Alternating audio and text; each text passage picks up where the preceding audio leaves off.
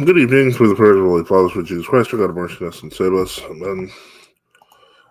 For those new here, my name is Father Joseph Swaden. I've worked in Orthodox apologetics since 1998, and I'm the founder of NFT, True Orthodox and Ecumenical News, since 2004. We've been in the apologetic space on Facebook since 2016 and on YouTube since 2018. And if you appreciate what we do here, please like and subscribe.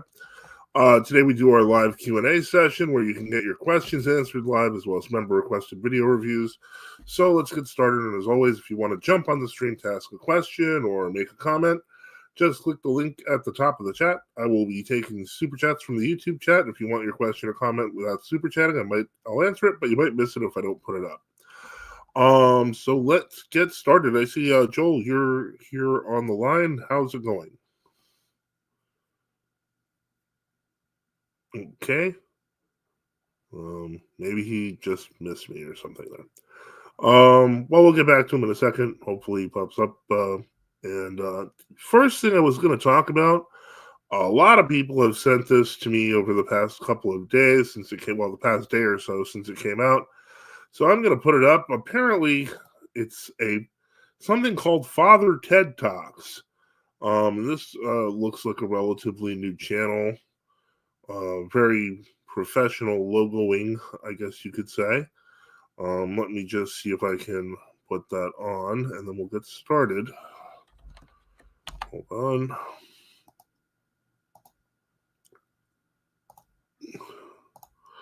And we're going to review it live. I personally have not seen 90% of it because I like to react to things live. I don't want it to seem, what's the word I'm looking for?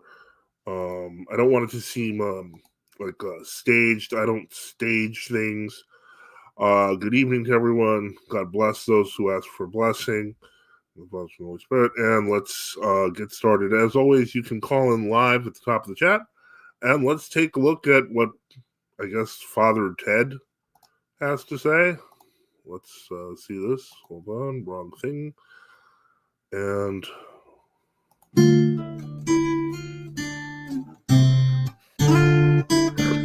so welcome everybody back to Father Ted Talks. Today I wanted to answer a question that I got through my email about the Old Calendarist Church. Now, this topic is a little bit confusing because, as many people know, within the Orthodox Church, there are different jurisdictions, which means there are different autocephalous churches or different patriarchates all over the world, and different churches follow different calendars. So, for example, we know that historically, up to 1922, there was the old, what we call the Julian calendar. And the Julian calendar was the ancient calendar that was created by, Julius Caesar, the Roman emperor. And this is kind of like the calendar that the church adopted and used to build up and build out its weekly and daily and monthly and yearly feast days, right? So the church was on this calendar until about 1922. At least all the Orthodox jurisdictions were on that calendar.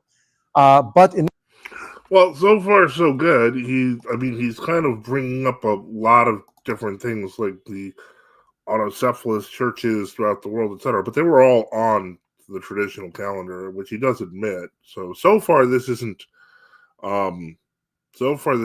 as disastrous as I thought. Okay, hold on. I see we've got Joel and Unseen Warfare. Hello. How you doing, Father? How's it going? God bless you. Let's take a look and see how bad this is going to get. There you are, Joel. Okay, he's going to come live. Okay, hold on. Let's continue listening to Father Ted and see how this goes.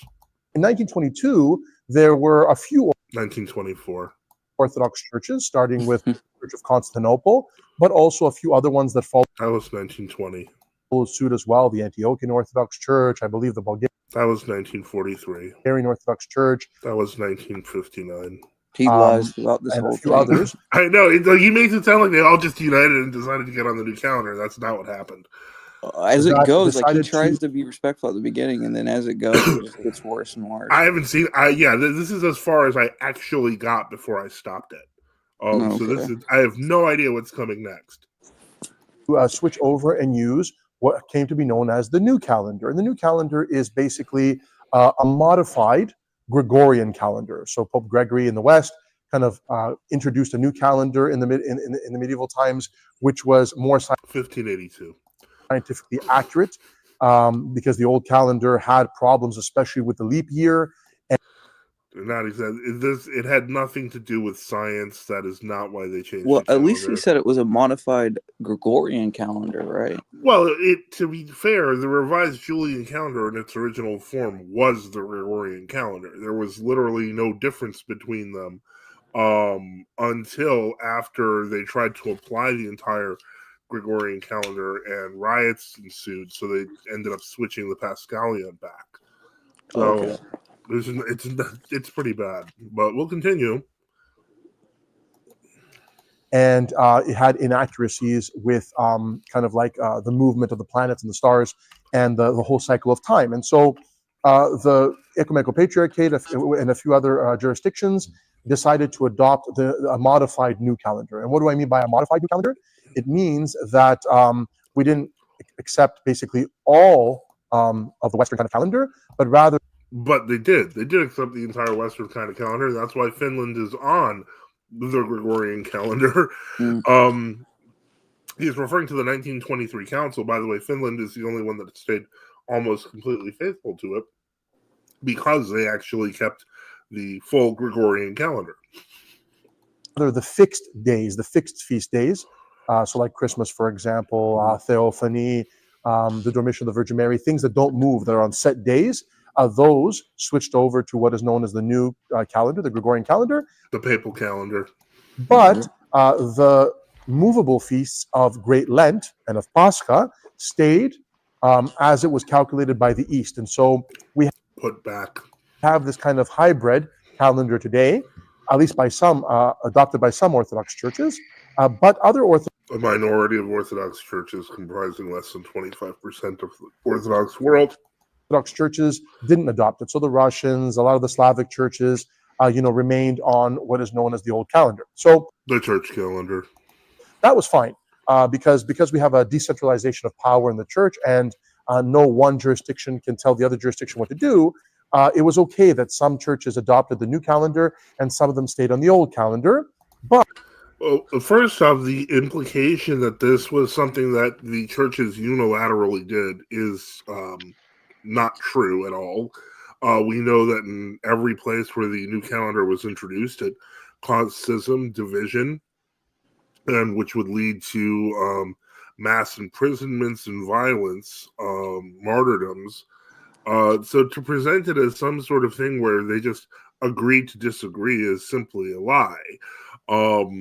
That's ultimately the position that the World Orthodox took, but they took that from a position of innovation, not from a position of doing the right thing. Yeah, it almost seems like they want to make it as if Greece is the only people that what they would say would schismed away or something. But then you look over in like Romania, and that's happening there too, where they're setting up true Orthodox churches. Absolutely. Let me see here. Let's continue on. In all those different jurisdictions, we are still in communion with one another. So, for example, the Greek Orthodox Church of Greece, or this is also kind of an iffy statement to make, considering the vagaries of communion that went on, particularly in the 1940s and 50s. And there were even people questioning the canonical status of the State Church of Greece in the 70s. This is not nearly as a fixed question as he thinks it is. The Ecumenical Patriarchate of Constantinople, or the Antiochian Church of Antioch, we are in communion with, for example, the Serbian Orthodox Church, which is on the old calendar, or even within Greece, the territory of Mount Athos, the holy mountain, which still maintains the ancient calendar. Well, we all, if you've been a long-time viewer of the show and you follow S. Figmenu's plight at all, you know the situation there. So the presentation that he's talking about entire churches isn't even true. He mentions being in communion with the Church of Serbia. He doesn't mean the true Orthodox of Serbia. He specifically means the State Church of Serbia. It's the same thing with Russia, same thing with Greece, same thing with Bulgaria, same thing with Romania, same thing throughout the world. We are in communion with them, right? There's no issue there's no theological issue, at least. That's because you all agree in innovation. If you take all the people who don't agree with you in all of those countries, then it doesn't nearly look as cohesive as you might want to present. With celebrating on different calendars, because we recognize that a calendar is malleable, right? It moves and it changes and it grows over time, right? So that's literally the opposite of the way the church has seen the calendar, which is why we have the Typicon, because the Typicon was meant to, if you are familiar with the Typicon, which gives all the rules and regulations for the governance of the actual celebration of feasts. The Typicon was written in a 532-year perpetual cycle. It's the exact opposite of being malleable, etc. It is literally a cycle that takes 532 years. Why didn't it change until the 1920s if that was the case? Like, why wasn't it malleable until then? Right, and exactly. And the whole point is what he neglects to tell you is that book, which has been so long hallowed as used for services, breaks if you use two calendars. So they actually have to create a new Typicon every year on the new calendar because they can't automatically determine it from the cycle. The cycle is broken. Okay, let's see. Wow, we're only 3 minutes in. Hold on to Father Ted. Give me a second. A calendar is malleable, right? It moves and it changes and it grows over time, right? So a calendar is not a dogmatic issue. It is an administrative issue. It's not a dogmatic issue. To mark different feasts and different cycles within the liturgical year. And we know that even during, the Byzantine Empire, we know that the calendar was changed many times. New feast days arose. Wait, adding a feast day isn't changing the calendar. What is this nonsense? Okay, this is all right. And other feast days, other feasts were moved to make space for other saints and things like that. So the calendar was always kind of malleable. And so what is the conflict? What is the issue with the so-called old calendarist churches? Who are they? When we say the old calendarist churches, we're not referring to those Orthodox jurisdictions like the Russians, for example, or the Serbians that did not switch over in 1922. We're not talking about them. They are canonical. There's no problem. We are in communion with them. To be more specific, you're talking about the Moscow Patriarchate. You're not talking about the true Orthodox in Russia. You're not talking about any of the catacomb groups. You're talking about the followers of Patriarch Sergius, whose patriarchate was created by Stalin in 1943. You are not speaking about all the Russians. So this is something to keep in mind. This is one of the most, I hate to say it, one of the most common techniques in use among World Orthodox apologists is to address things like the Greek Orthodox Church, the Russian Orthodox Church. Just blanket statements. I highly recommend that if you study the history and you are in a true Orthodox Church, get used to using that terminology as well, because despite divisions, there is still a Greek Orthodox Church. There is still a Russian Orthodox Church. There are just divisions within their jurisdictions, and we know who they are not part of, which is the New Calendarist Innovators or the Moscow Patriarchate. So always, you don't let people. How do I put that? Don't let people language their way into trying to dominate the conversation. When we say the old calendarist churches, which is an insult, the old calendarists, as though we follow the old calendarists, the old calendar, and the rest of the church didn't before 1924. So does that mean the entire church was old calendarist? And if the entire church was old calendarist, but you are new calendarist, then does that mean you are different from the church throughout the ages? As we say in Greek, we are referring to the Greek Orthodox Church that refused, or rather a small segment of the population. That's not that small there, Father Ted. And more importantly, you are part of, by admitting this, you are part of the new calendarists. And we would say that you are the Greek churches in schism. Within Greece that refused to switch over to the new calendar when their own hierarchs decided to switch over in 1922. So what happened was in the 1924, they switched to 1924. At least get your dates right, man. 22. Of course, the Ecumenical Patriarchate switched over, the Church of Greece switched over, and a few other jurisdictions. So let's say within Greece. That's not what happened, but keep on lying. Greece, there were there's a small group of the population. One could say maybe like 2% of the total Orthodox population. Wow. Okay, that's the thing is the amazing parts about this are how much these people love to exaggerate. I'm going to put this on 125 because he's getting a little intolerable. In the first place, the 1950 survey at the time noted that there were approximately 1 million true Orthodox in Greece, which would have been 1/5 of the population at the time, or 1/6. So the claim that it was ever 2% is kind of ridiculous. They just want to make it out to be the smallest group possible to right. make That's it always the goal. insignificant. So you never look. Population that did not want to adopt the new calendar. They felt that the calendar, the overwhelming majority of the people of Greece, whether new calendar or old calendar, did not want to adopt the new calendar. That is why there were riots in the streets. That is why there were mass arrests. That's why there were mass uprisings. This is honestly not true. They just weren't willing to do anything about it. After a while, they just gave up and many of them went to the new calendar. But the idea that they all applauded this switch over to the papal calendar is ridiculous. No one. Well, they were convinced it was going to change back to the old. Like they were like, it'll happen. Yeah. It'll happen eventually. We'll change back. No worries. Yeah. Some were. Yeah. Okay. Was not good. It was sacred, the ancient calendar, and should not be changed. They saw the adoption of a calendar that originated in the West as by the Pope's calendar. Say the word papal calendar. Come on, say Pope.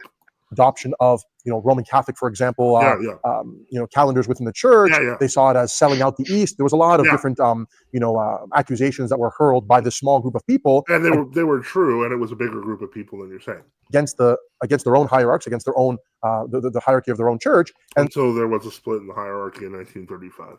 So this small group of people with I think 2 bishops schismed from the church, which means that they schismed from the church. Why Mount Alpha once again, first off, for somebody with a library that large, you should not be using schism as a verb. You've watched way too much Jay Dyer. You have no idea what you're talking about. One can be in a state of schism, but everyone knows how much I hate the term schisming or schisming because I think it's a made-up garbage term and it's an insult to English. But more importantly, the fact that you're saying this, first off, they couldn't be by themselves in schism, and most of those people were served by the Orthodox Union of Mount Athos. Monks would come down from Mount Athos to help them. So what he's implying here is that those monks were schismatic. There's a lot of implications he doesn't want to go into too carefully, but he's making them whether he realizes it or not. And how about that? We will not. What? How about that quote from Saint Philaret where he's like, he talks about the innovators are the cause for this schism. That's always the way it works. There's no way that the Orthodox can be the cause of the schism when they're preserving the faith. Yeah. Follow our parent church. We will not do what our hierarchs tell us. We will start a new church. And so That's not what they did. That's a lie. He's implying they're Protestant in origin. They literally were doing what their fathers did. They created what is called the Old Calendarist Schism. That's a name that you people gave it, and it's not actually what they call themselves. It's a buzz term. I think we've mentioned. Yeah, it's ridiculous. This in previous videos, and I will create a video in the future about this. Somebody waiting in the back on the StreamYard. Oh, let me take a look. Oh yeah, we do have somebody waiting in the back on the StreamYard. Oh, Zolotis. Hello, how's it going?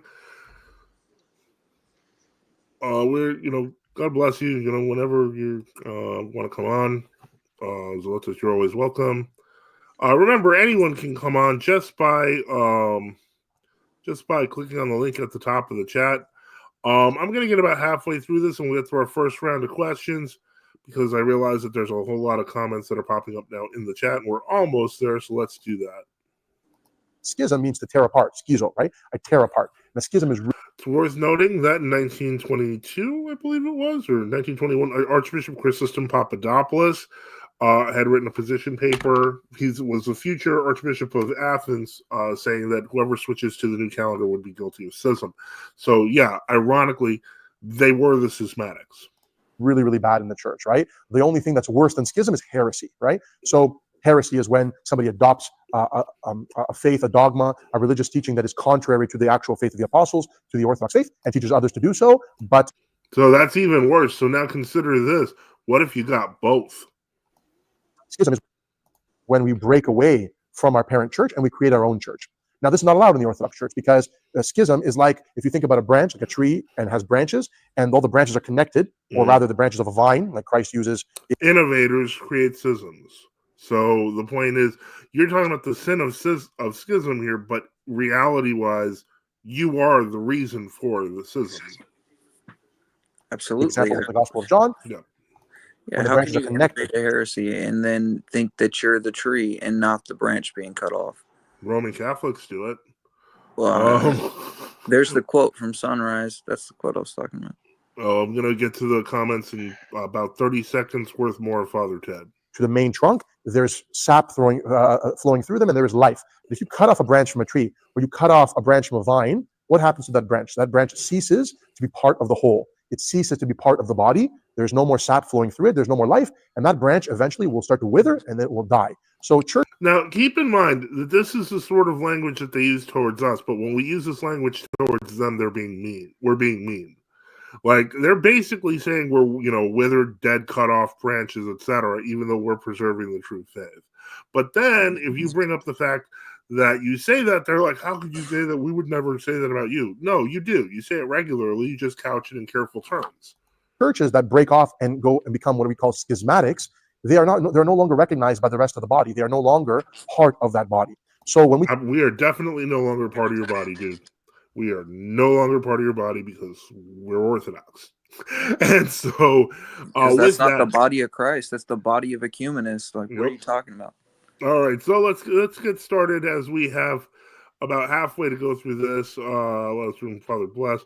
Eric, I answered you in the chat. I hope that helps. Isaac did put this up in response to Eric, and that is correct. It's very simple. John, good evening. Okay, let me see here. Good evening, GOC.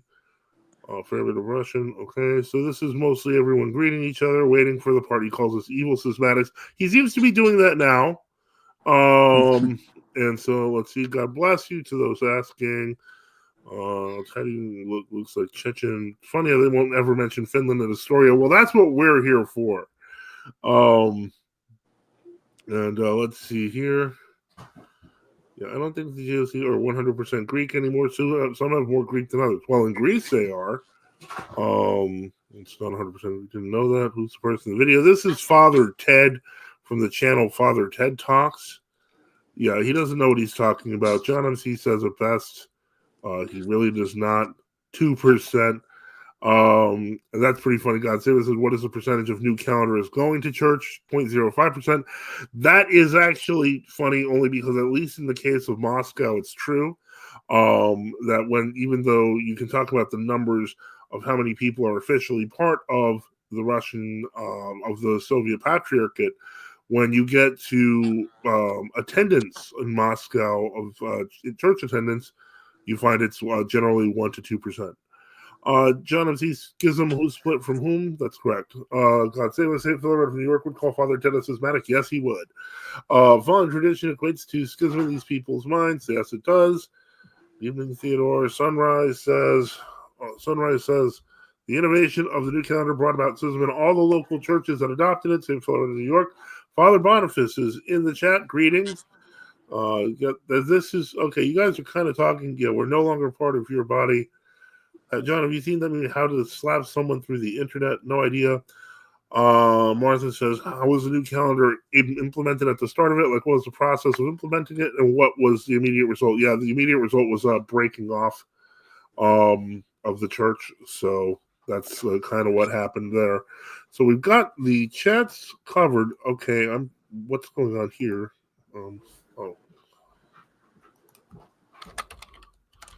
Okay.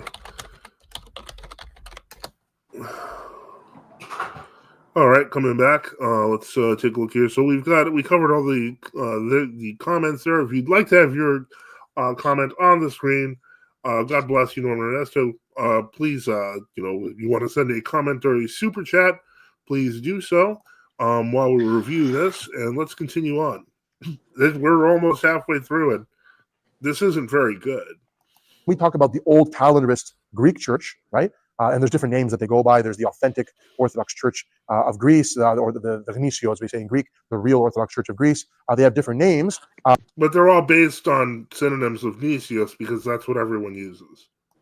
This particular church has gone into schism, right? And because it has gone into schism, it has cut itself off from the vine. It has cut itself. How has it gone into schism? Is if his argument is that it broke communion with the new calendarists, we would argue that it did not go into schism, and that would be the opinion of many saints of the church, and pretty much a consistent opinion throughout history up until probably the 1970s to 1980s. So that's not exactly accurate. Self off from the original Orthodox Church. Whether someone agrees with the switching of the calendar or not, it's not a dogmatic issue. This idea of cutting oneself off and starting your own church is very much actually a Protestant thing, splintering and doing your own thing and kind of start.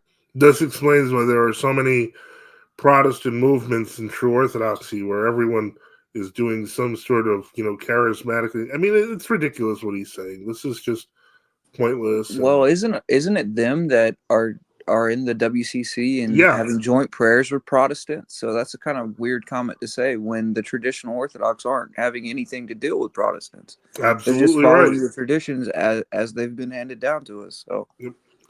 Black Ortho Acolyte, thank you for supporting the channel. 499 says, what do you say when people say only changing the date of Pascha is condemned? We would say that in general, the language that you find in the condemnations is not that specific, with the exception of 1583. So the idea that, they were like, oh, just it's only about Pascha, that is a compromise they made because they were trying to avoid probably getting violently thrown out of their patriarchal palaces, because frankly the calendar was treated as a unified whole and is treated as a unified whole.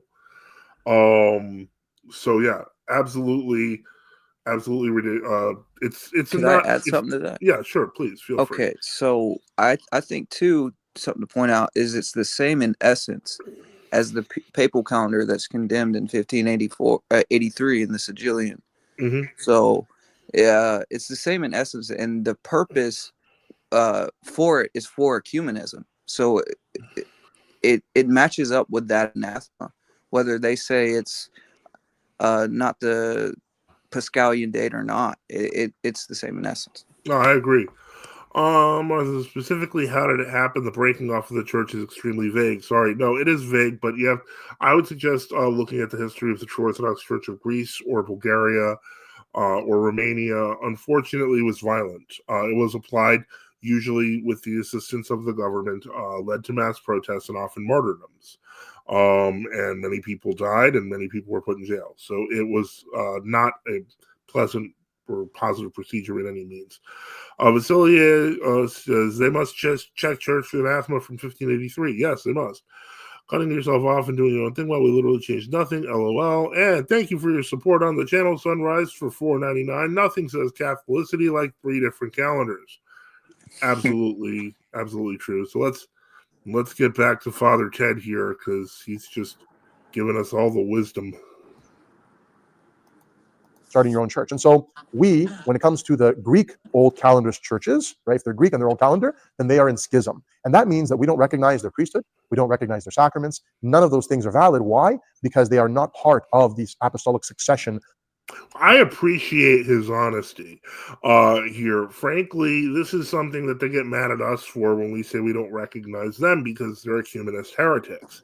But he's flatly saying what was the original position of the Greek New Calendarists, which was when they were doing their services, the New Calendarists said, we're not going to recognize your baptisms or your marriages.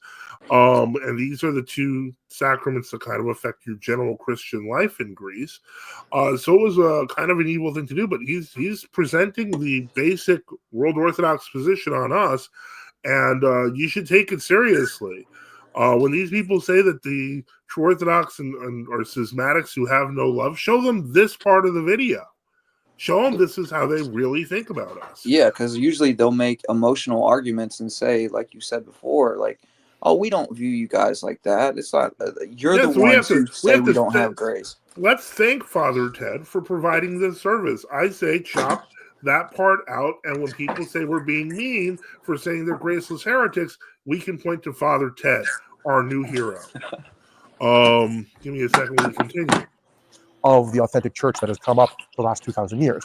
And so it's very confusing for a lot of Greek Orthodox because they will, for example, come across an old calendarist church, even here in Toronto where I live or other places in North America or Greece, they might come across what is called an We're everywhere, guys. old calendarist Greek church, and it looks Orthodox, right? Like, everything is done the same. It is Orthodox. Sometimes even a little bit more stricter. That's because we're stricter because we follow the canons. We don't make fun of them. The liturgy looks the same, the language is the same, the sacraments look the same, the priests look the same. They claim to be the true church. They claim to be our priests consistently have beards. Authentically Orthodox, and yet what distinguishes them from every other mainstream Orthodox church is that they are not connected to the main church. They are the branch that... No, they're not connected to you. They are connected to other churches throughout the world, but they are not connected to the ecumenists. So he's connecting canonicity to being in communion with other ecumenists. Mm-hmm. And that's not how canonicity works. It's not the position of power. It's your confession of faith, Yep. So that has been cut off. And so it doesn't matter if the sacraments look the same. It doesn't matter if they do their cross the exact same way or dress the same way or do the same liturgy. Right. Uniates do that too. People who are in direct communion with the Pope. What they are doing is not connected. There's no validity. There is no authority given to them from the church because they have cut themselves off from the church. No, we don't get our authority from you. We get it from our bishops, who are the successors of the apostles, which goes back to Christ. But you know that whole story, Father Ted, so we're not going to talk about that. And by doing so, none of their sacraments are valid. So we wouldn't say that there is actually Holy Communion there. That's how we feel about New Calendarists. Say that confession is real. We wouldn't say that marriage is real or any of those things. Exactly. I agree completely. When you say that all of our sacraments are graceless, we say that that's standard Orthodox theology. But what happens is when we say that to you, your people are like, well, you guys are being mean. No, you guys are being liars because this is your real position. Well, when he says that our marriages aren't real too, you've brought this up in the past, is that since our marriages aren't real, then it was okay to steal wives or something. You know what I mean? My point is it gave that motivation, but that was what happened in the State Church of Greece in 35. And it was a way of trying to force people to scare them back into the New Calendarists.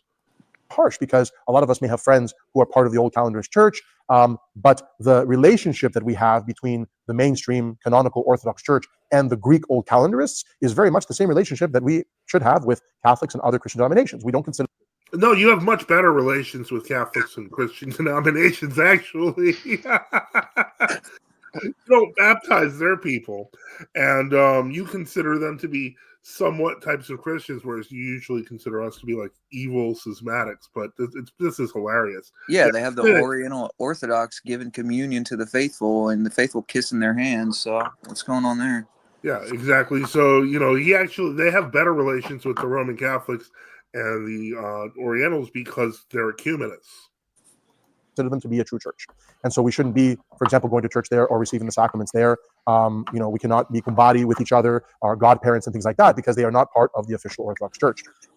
This is, again, just a clarification, because a lot of people are very confused about this. They say, Father, this... Right. When people first hear about true Orthodoxy, apparently, I guess in World Orthodoxy, the first thing they think is, how can I have both? How can I have my ecumenist priest and my true Orthodox parish? You can't.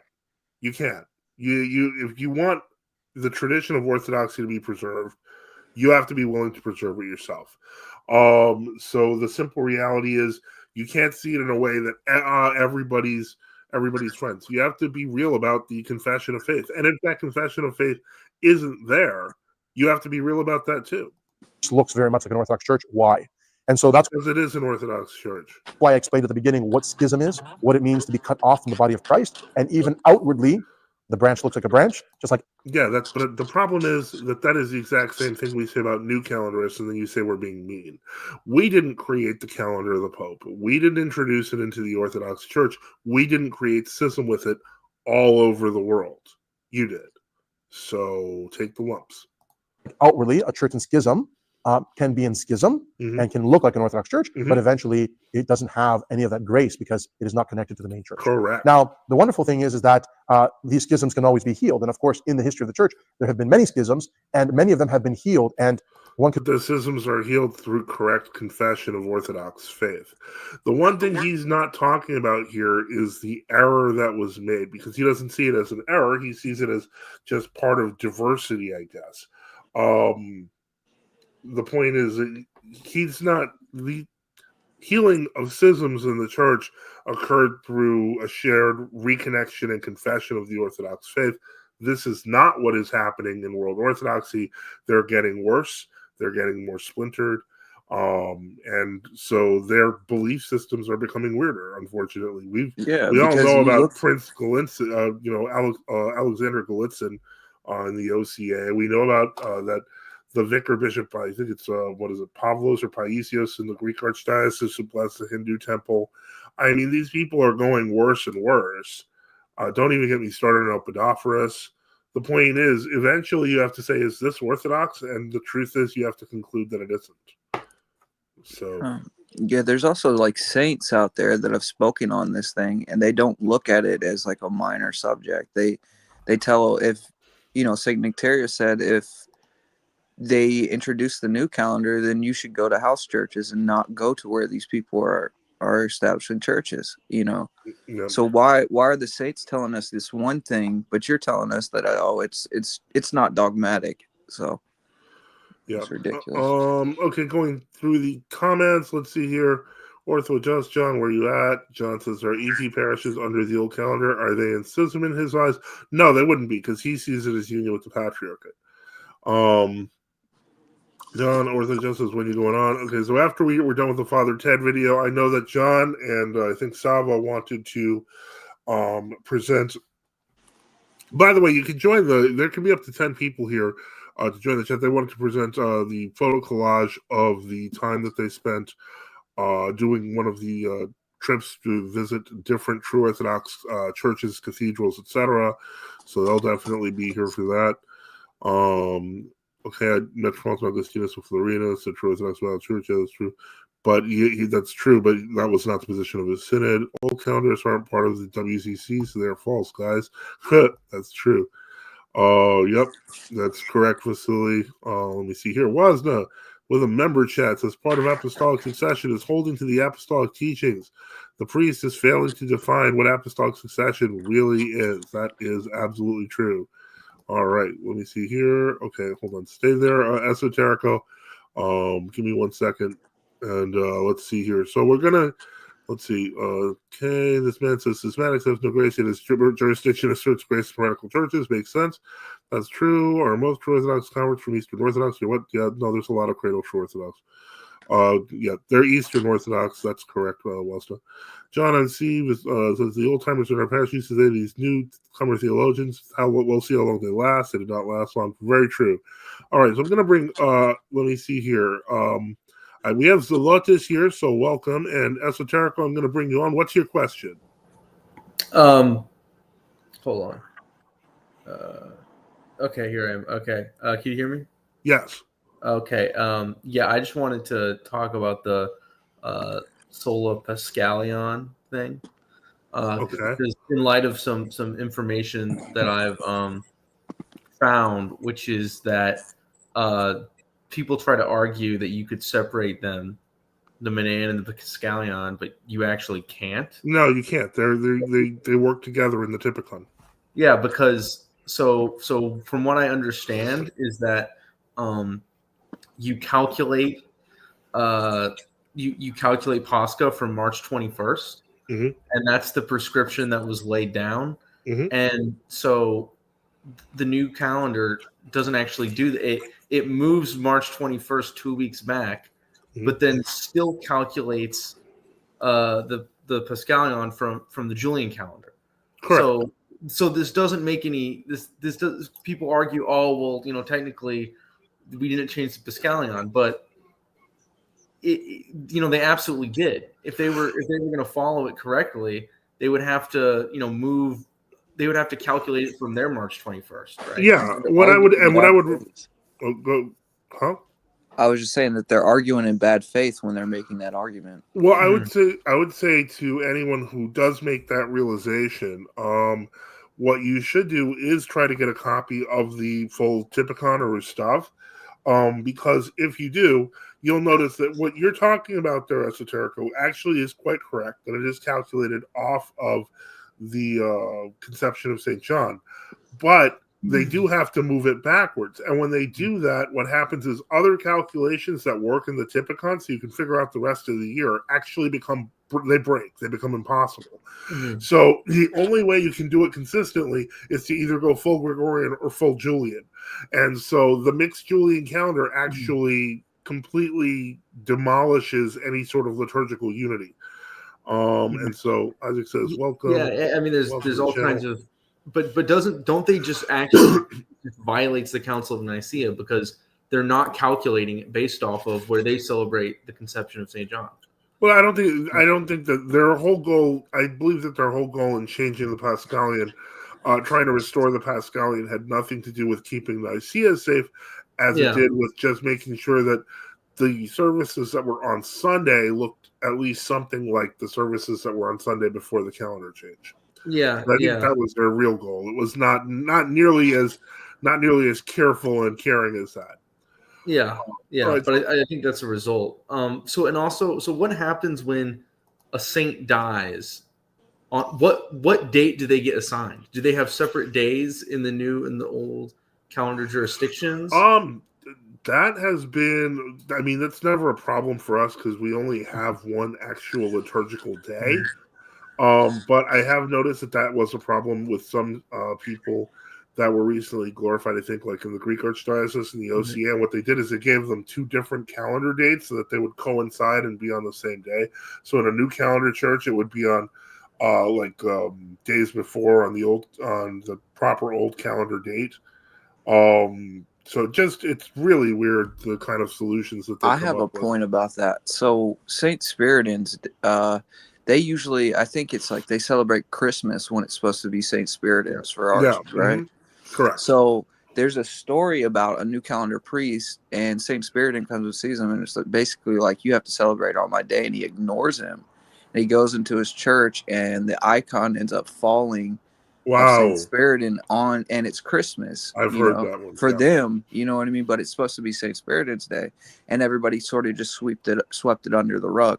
But yeah, you can find stories like that where, because the saints in heaven are worshiping with us,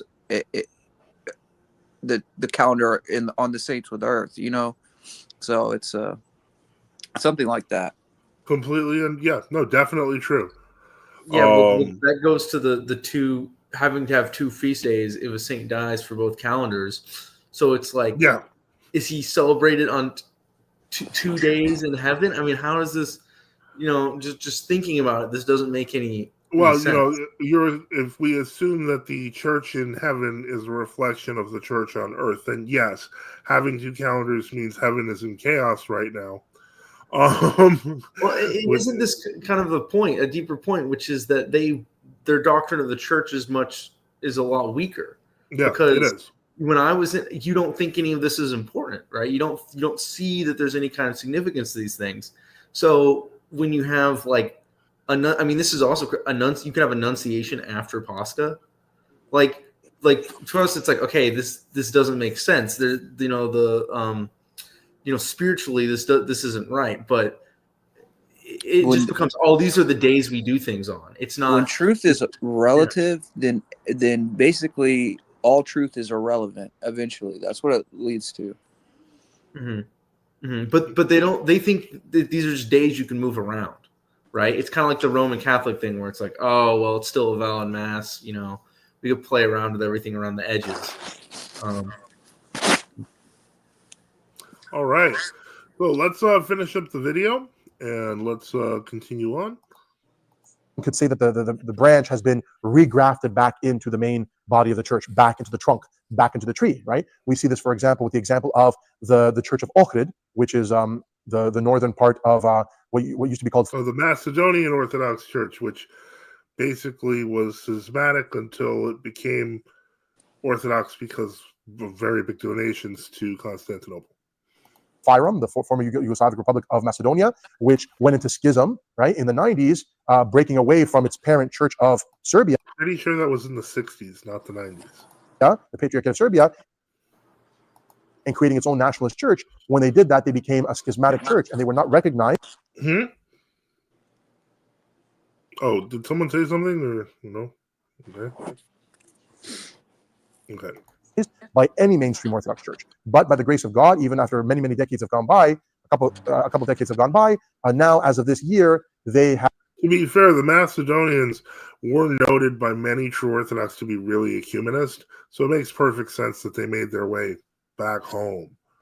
Have come back under the Omophorion of the Patriarchate of Serbia. They have healed that rift, and now they are back and connected back to a canonical Orthodox church, and so they are no longer in schism anymore, and we are all canonically united again. We are one brotherhood, one family again in Christ, and so now we can intercommune with one another, we can share the sacraments, we can do all those things because the branch has been reconnected to the vine. Unfortunately, with the Greek Old Calendarist churches, not only have they still been in schism since 1922, but even amongst them, they have splintered, they have broken off, and they have fought. What does this matter to him if he thinks we're all in schism? I think, again, this is less about presenting the truth and more about presenting the arguments that they make against us generally. But what are you going to do? Well, let's finish it off. Just make sure no one goes to true Orthodoxy. Just don't let them in. It's like a fear-based thing, you know. Yeah. And you know, I know people in ROCOR who they, you know, when things first happened, it was like, yeah, we want to come with you, but you know, our spiritual father says no, or maybe we'll think about it, or we'll still be friends. And then, you know, very quickly it becomes, you know, now we can't visit you, now we can't do these things. You know, our people are telling you we can't go to your churches, because if they're allowed to, the truth is contagious, right? That's really the only way to stop people from going that direction is by making it clear to them, very bad things will happen to you if you do this. Yeah. All right. So let's continue on. Multiple Greek so-called Old Calendarist churches. There are multiple splinters and sects even within North America that kind of argue and fight with each other, and then of course, and also define themselves over and against the mainstream Orthodox Church. So all those kind of different splinter groups. Mainstream Orthodox Church. They can be very confusing to mainstream Orthodox Christians. And so what do we take away from this video? Basically, we have to remember that there is one vine. Christ is the vine. We are the branches. The churches function very much in this way. It is not the calendar that is the issue. It is the idea of schism, right? So now the more important thing to remember is that his concept of unity, when it comes right down to it, is a formal unity with the Patriarchate of Constantinople. That is his criterion for unity. And unfortunately, that criterion for unity is basically papism with extra steps. So that's really what he's saying here. Besides all the bluster and talk about schism, that's and really what it concerns. And this idea too that World Orthodoxy doesn't have their own infighting, where the EP and the MP are breaking communion, and so he's making it as if this is only a true Orthodox phenomenon or something. Right. That's not the case. Other Orthodox jurisdictions that are on the old calendar, they're fine. But if you hear that not all of them, there's a Greek old calendarist church, then you know that it's in schism because all the Greeks are on the new calendar canonically. And this is why true Orthodox in Greece are growing at a rapid pace, approaching 20%, if not higher, of the Greek population. You guys keep saying stuff like this, and this leaves you in this awful position because you want to say all the Greeks are on the new calendar. I can tell you, go down any street in Athens, not all the Greeks are on the new calendar. That is a fantasy. Not all the Greeks are with the Pope. That is a fantasy. And you're going to discover it next year, since you guys keep on pushing this whole, we're going to have this big old union party with the Pope thing in 2025. Let's see how that works out for you. Same thing with the Antiochians, for example. If you hear that there's an Antiochian Orthodox Church that is with the old calendar, you know that it's not legit because the mainstream Antiochian Orthodox Church has switched over to the new calendar, right? So that's how we know. They're literally telling you, if you want to know who's approved, find the one with the new calendar. Look at the head of the organization, either the patriarchate that that exists, that church is under, or the archdiocese that they're under, and we see, is that official patriarchate on the new or the old, and is this church under them with the new or the old? So if you're Greek and you're Orthodox, you should be with the new calendar because all Greek jurisdictions are under that under that that calendar. So, so you shouldn't be with all the Greeks before 1920 that were with the traditional church calendar. You want to be with Greeks on the new calendar. That's it. And with some organs and stuff. And if you're not, then you're probably part of a schismatic church that is not recognized by anybody, neither the sacraments nor the priesthood. Yeah. So again, this is just a clarification. There's not a knock on old calendarist Greeks. Yes, it is. I have many friends who are within my circle who I know who are old calendarists. Still a knock. I love them very much. I treat them with you do. respect. However, unfortunately, we do not have intercommunion. Just like I have many friends who are Catholics, or I have many friends who are Protestants, and I love them. I'm sure you have the Catholics and Protestants over more. Them all to death, but we are not the same. There is no intercommunion there. So again, this is just to clarify that situation, and we pray to God that one day this rift will be healed within the church, and that these groups will be reunited again with their brothers and sisters, the mainstream Orthodox. When you guys repent of your ecumenism, return to the traditional church calendar, and stop with the modernism, I'm sure it'll become very easy. Church, at least the Greek Orthodox Church, the parent church, and that we will not have these types of schisms. Because as I said before, a calendar is not an issue of dogma. A calendar is... So it depends on what you mean by that. But more importantly, for you, it was an issue of dogma since it was pushed for ecumenism, which is an issue. And also, weren't there people who were excommunicated for refusing to follow the church calendar? Didn't this happen in history? Yes. Twice? Yeah. Yeah.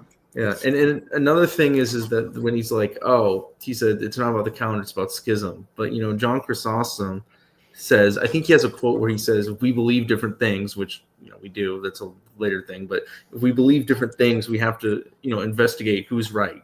And if we believe the same thing, if you say we believe the same thing and we're still in schism, we need to investigate who's right even more. That was his approach. Not someone is in someone schisms, so therefore we just know that was wrong. We're right. We're the largest group. No, he said we actually need to investigate whose claims are right and whose claims are wrong in these situations. Well, here's another point to make is when he talks about that there's still old calendars in communion with the new calendars and says that they're canonical. They're not old calendarists. They're not true Orthodox. They're just on the old calendar because that was the church calendar for most of the world. Right. We don't refer to Russia or Ukrainian churches as old calendars because they've always been on the old calendar.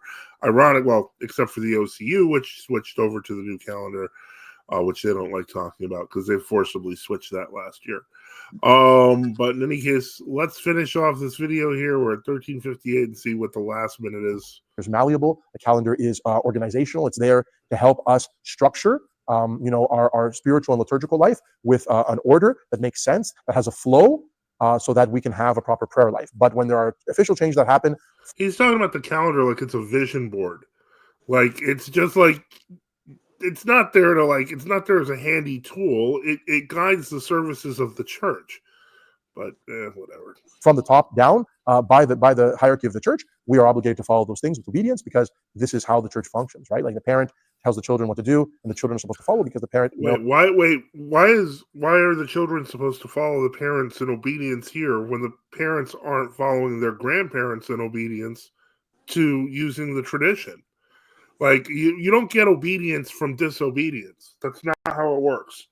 Knows what they're doing, and so this is how we function. When the Holy Synod, enlightened by the Holy Spirit, says we are going to make this change for the good of the church, it is incumbent upon us, when it's not a dogmatic issue, to of course follow. So again, I know some people would disagree with this, but that's okay.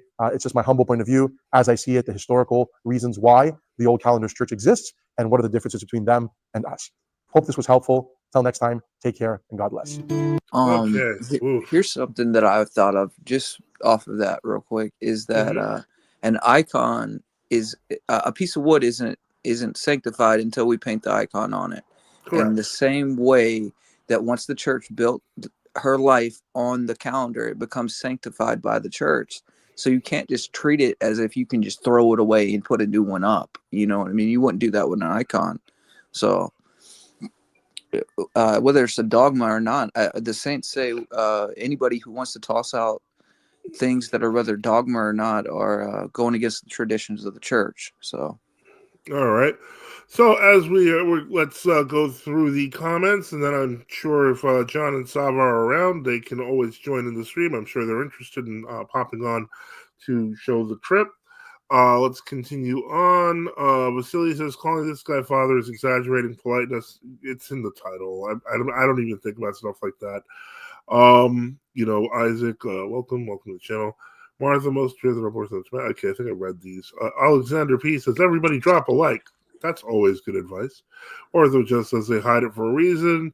God save us, says Meletius Metaxakis was a Mason. This is all part of the new order. Yes, it is.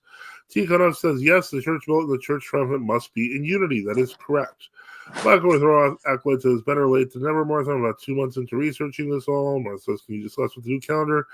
Okay, I see people are discussing it with Martha, so that's good. I'm going to skip through those because that's something we cover almost every week. Vasilia in the 1950s, Macedonians were invented by Tito. Yeah, that's exactly what I thought. The claim that he's making here that it came from the 90s is ridiculous. Let's see. Wasno says the root issue is ecumenism, pan heresy, and thank you for your member comment. Remember, you can get your comments on the screen by being a member or by leaving a super chat. Okay, let's see here. And so we're going through here. Okay, so mostly a lot of back and forth here. Ecumenism, Father Peter here is constantly going on about how bad it is, yet denouncing the old counters who stand up against ecumenism. That's absolutely true, BOA. I'm not a racist. I have some insert ethnicity friend, same energy, yeah. Let me see here. Monsieur Stephanie says Black Ortho Acolyte late is definitely better than never. We're in the OCA for about 10 years before we learned about true Orthodox churches. Leaving World Orthodoxy has been the best decision we've made. Presbyterian Maria, that's wonderful. Good to hear. Cyclical 1920 tells the whole reason Papist calendar was adopted. Sunrise, that's absolutely true. Just read unto the churches of Christ everywhere. Let me see here. What would need for it to happen for us to get back to a unified church? They need to repent of ecumenism and surgeonism and modernism and go back to the traditional calendar, and it would all work out. John says in 2007 he explains the union. John says, so many Johns in this chat, I might have to go by the Slavic variation of my name. Well, if you were Slavic, that's an idea, sure. Or what just says Yoan. John Vladika Andrea Vroat calls me Vanja. I assume me Vanya. And using the J like John will add my surname. Yeah, you can always use like a last initial. Okay, and then let's see. Well, Vanya is usually Ivan, but Ivan is just another form of Yoan. So World Calendar Zealot, will he ever mention Metaxakis? Absolutely not. This was in no way, shape, or form designed to be a video that would deal with us. It was designed to be a video for relatively low IQ people to be afraid of us and scared of us.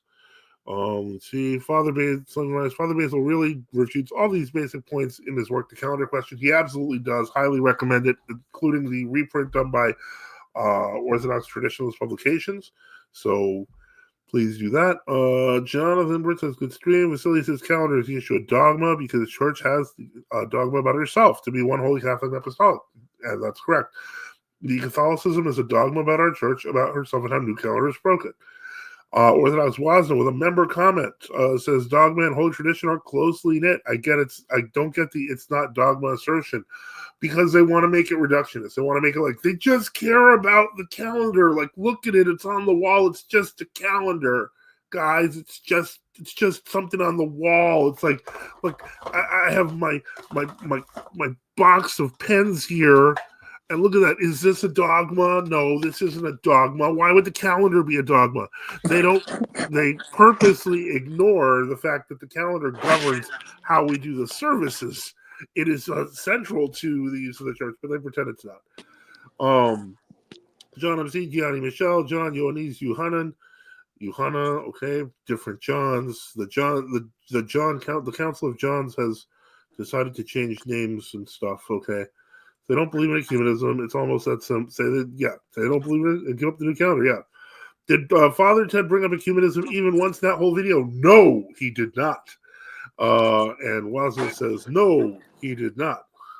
He actually disavowed it. He actually said, they don't have grace, just like Roman Catholics and all these other groups don't have grace. That was an irony with it. Yeah, pretty funny. John, get on. Got to keep those impressionable converts under their control, I guess, soon. Okay, and so yeah, no, I agree. It was kind of an amusingly bad presentation. I have to admit. But we'll see. We'll see how that goes. Let me think here. What else is going on? I'm trying to think if there have been any quiets. Cole says, "Is that Maximus I hear?" I don't know. I don't know who Maximus is. Sunrise says, it is. Huh? Yeah, it is. Okay, well, okay, Maximus. I'll. I mean, do you prefer Maximus or do you prefer Esoterico or? Okay, I'll just call you Maximus. Sunrise, off topic, Father, but I've heard people say olive oil is restricted during fasting because it was stored in animal skins. Is this true? I feel like I've heard that's not the reason, but no, it's not the reason. It's because it's a substitute for butter. You can just cool olive oil and use it as butter. And the whole point is you're supposed to be restricting the amount of kind of butter in your diet. Although I mean, the oil and what butter custom is not necessarily with every. It's not on every calendar, but it's on most of them. So God Save Us says you must remain with your heretical bishop. No thanks. That is correct. Sup, brother? Wasilia says calendar is ecclesiastical dogma of Catholicism and church services. Okay. It gets confusing because many in Orthodox chat streams don't realize the difference between New Style and Old Style and Orthodox and Latin Paschalion.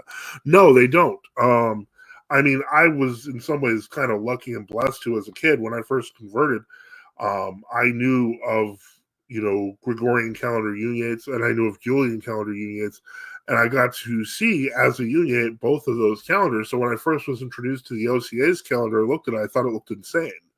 But I can see why they may not notice that if they're not well educated on this. Let me see here. John MC says olive oil was never stored in animal skins. I do not know the history of olive oil storage. Waza says, John, are you hopping on? Also, where's Reader Saba? I saw him earlier. And so I don't know what's going on there, but okay. Let's see here. All right. Well, in that case, I'm going to give it, because I know that they really wanted to do that presentation today and they got the files together. I'm going to give it about 5 minutes. John, if you or Reader Saba can, you can sign in. I am going to take off for a second, take a quick water break, and I will be back in 5. And if you want to talk amongst yourselves, you can.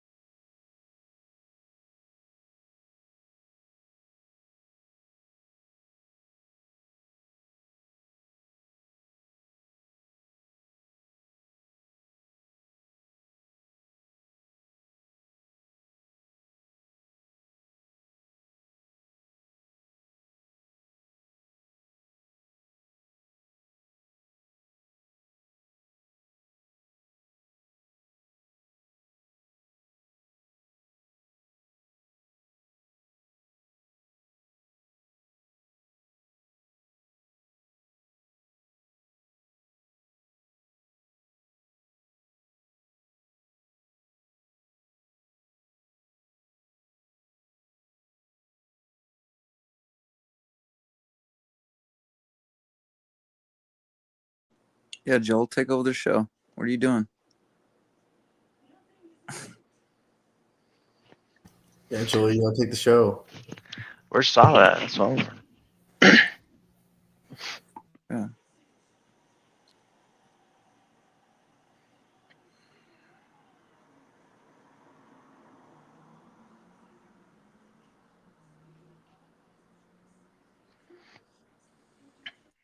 Seems like the calendar become more humanist, which is the main criticism. Then the old calendar are slowly becoming more united. Is their main criticism. I mean, I don't mind the awkward silence, so I'm good. I don't either. I don't really care. And that is a fair point, though. About them becoming the last united. Although really, it's, this stuff takes so long. But I mean, I guess we'll see pretty quickly, right? 2025 is in what, 4 months? We're 4 or 5 months away from Pascha. Yeah. But that's what they said, though. But that's what they said in 2016. So it's kind of like, right? If you go to 2016, you see all the conservative new calendar monks being like, yeah, we're gonna break away, and we're actually gonna reunite with old calendar brothers, and it didn't happen. Am I audible? Yeah. All right, perfect. I just wasn't sure. Hello, Sava. Hello, everyone. Hello, how are you? I'm alright. Glory to God, I'm alright. Yes, Tikan let me know just now that I'm being summoned. So, I was gonna hello. text you. Yes, Tikan told me, so thank God. Nah. Also, Esoterica, I did not realize you were Maximus from New York. Yeah. Oh boy. This is so I thought you were Sven for You a knew it was second. me. If you were ever on Discord, you know it was me. No, well, I have bad ears. I'm half deaf, so I don't know. Okay. Ezekiel actually had to point it out for me. I didn't realize. He's like, "Wait a minute, that's Maximus." I said, "Oh, okay." Yeah. So, yes, it's good to see you, Joel and Marshall. Yeah, Very good to see both of you. What's up, bro? Thank God. So yes, I think I'm back. How's it going? welcome back, Father. Welcome back. Welcome back. I hope the link works. Otherwise, I can send you an updated one. I'm gonna try it. I think I've got it working. So we're gonna go through this. Perfect. So basically, we're gonna go through your visit. We got what? Okay, we have Was on. Okay, so we've got a party going. Oh, Zelotes is back. We've got a party Boy. going. Full show. Oh yeah, we can get Father Boniface on. That'd be great. Will we be using the map as well, Father? It's gonna be from the mega. Yeah, it's gonna be from the mega roll that you sent me. So. Oh no, I meant like the map, like how you used last year. How do you what? The map. Remember when Sal was explaining the trip? You used the map, and you were showing everybody through the map. Yeah. Oh, okay. That's a little too complicated. I just thought we were going to go through the pictures. Hold on. Give me 1 second while I get that up.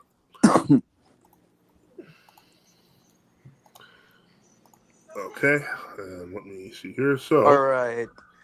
So this is actually a very funny story behind this. I had landed at JFK at like 9:30 at night, and I was looking everywhere for Sava and Vladika.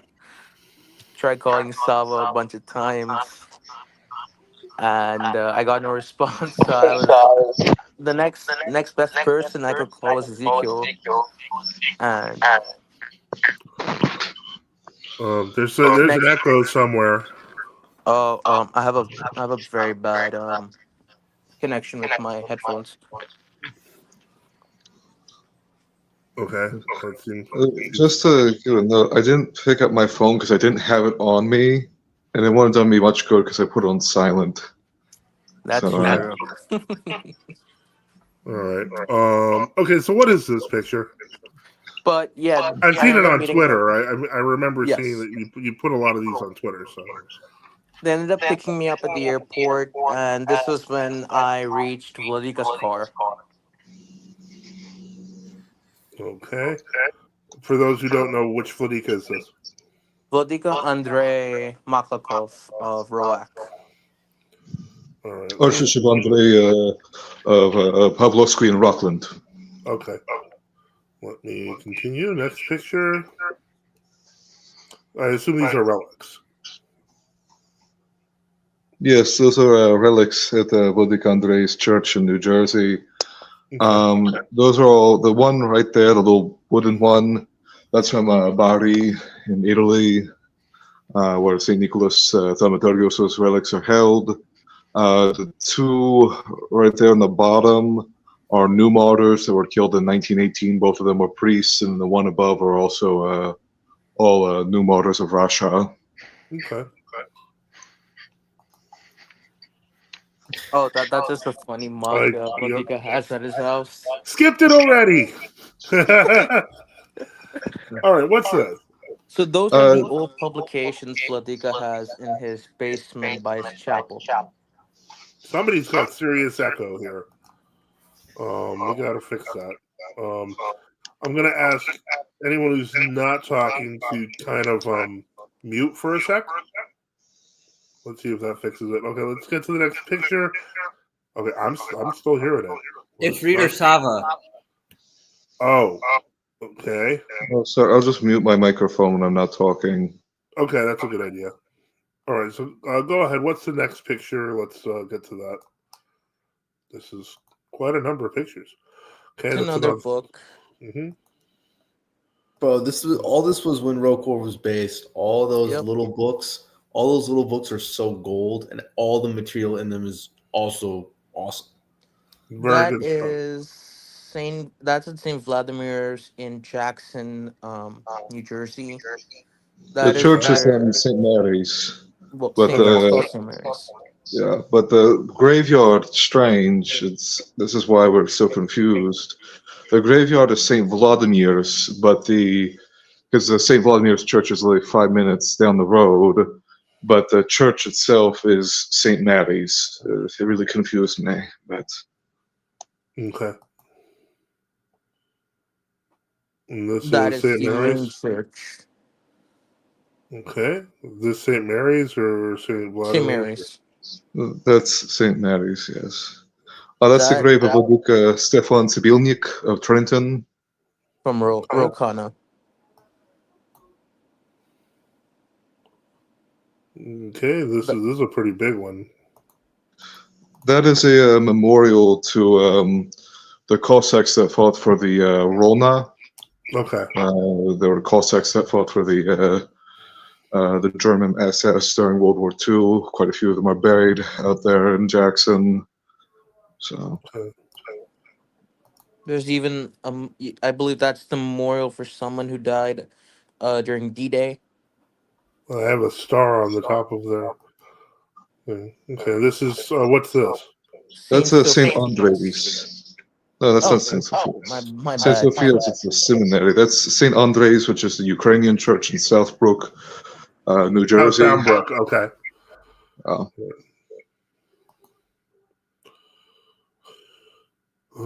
This is a memorial.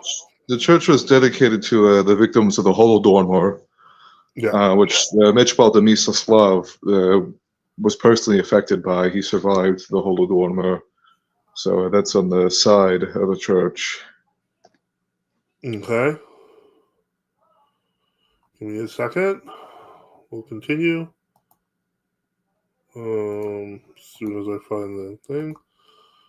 Okay, lots of graves. These are all men that, all those graves before were all men who fought for the Ukrainian insurgent army, which was another collaborationist unit during World War II.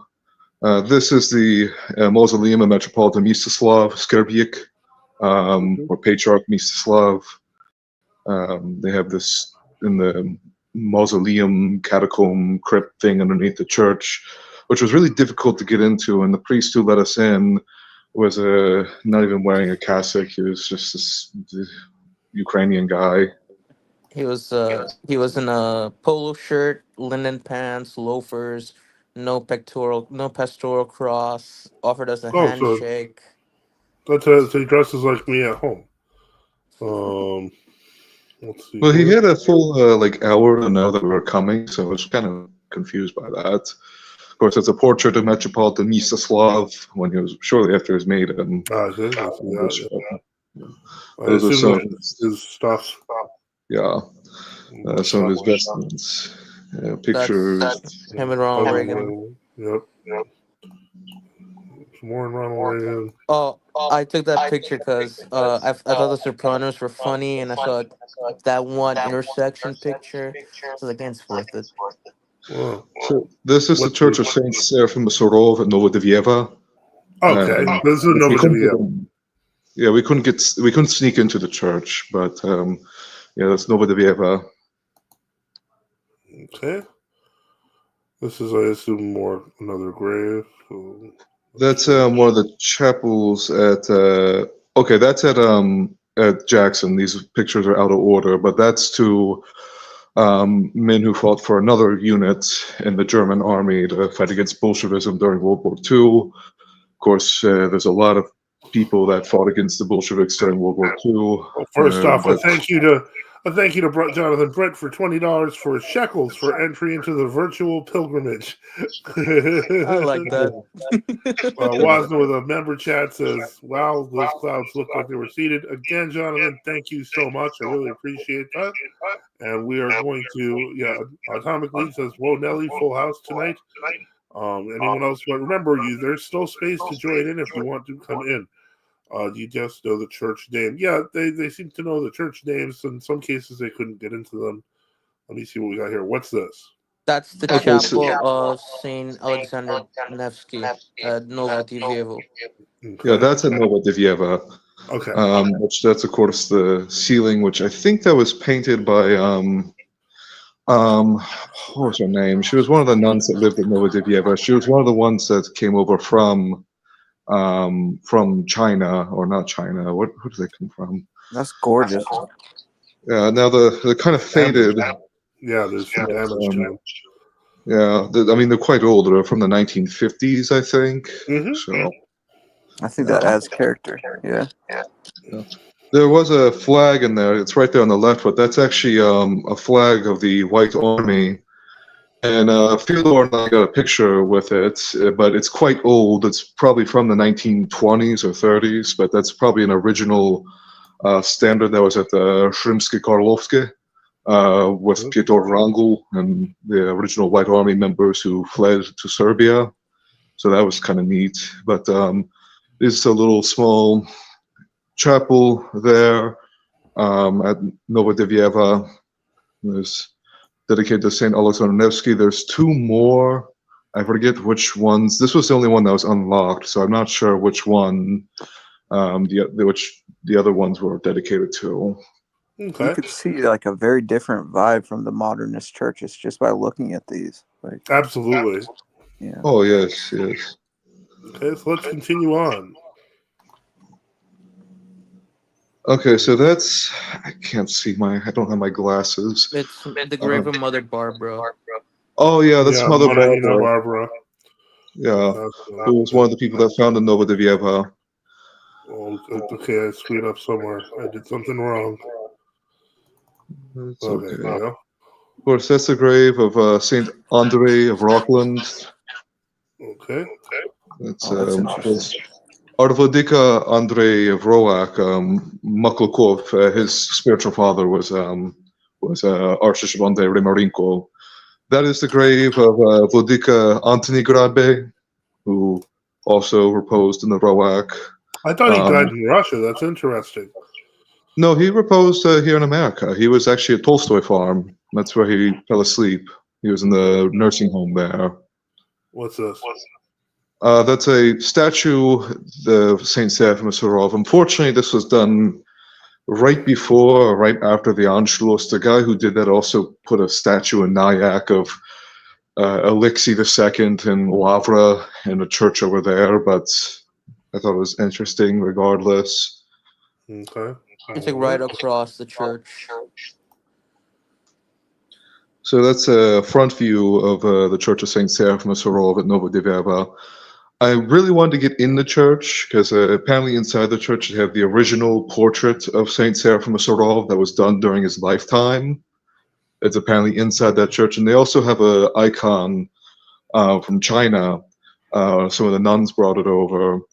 It was an icon of God the Father, which I know people freak out about that, but it was just an icon of God the Father by himself, and the icon was all blackened. But when they were moving from China to Australia, the icon regenerated itself, and the people there in Novodievia, the nuns and a lot of the lay people thought it was a miracle-working icon.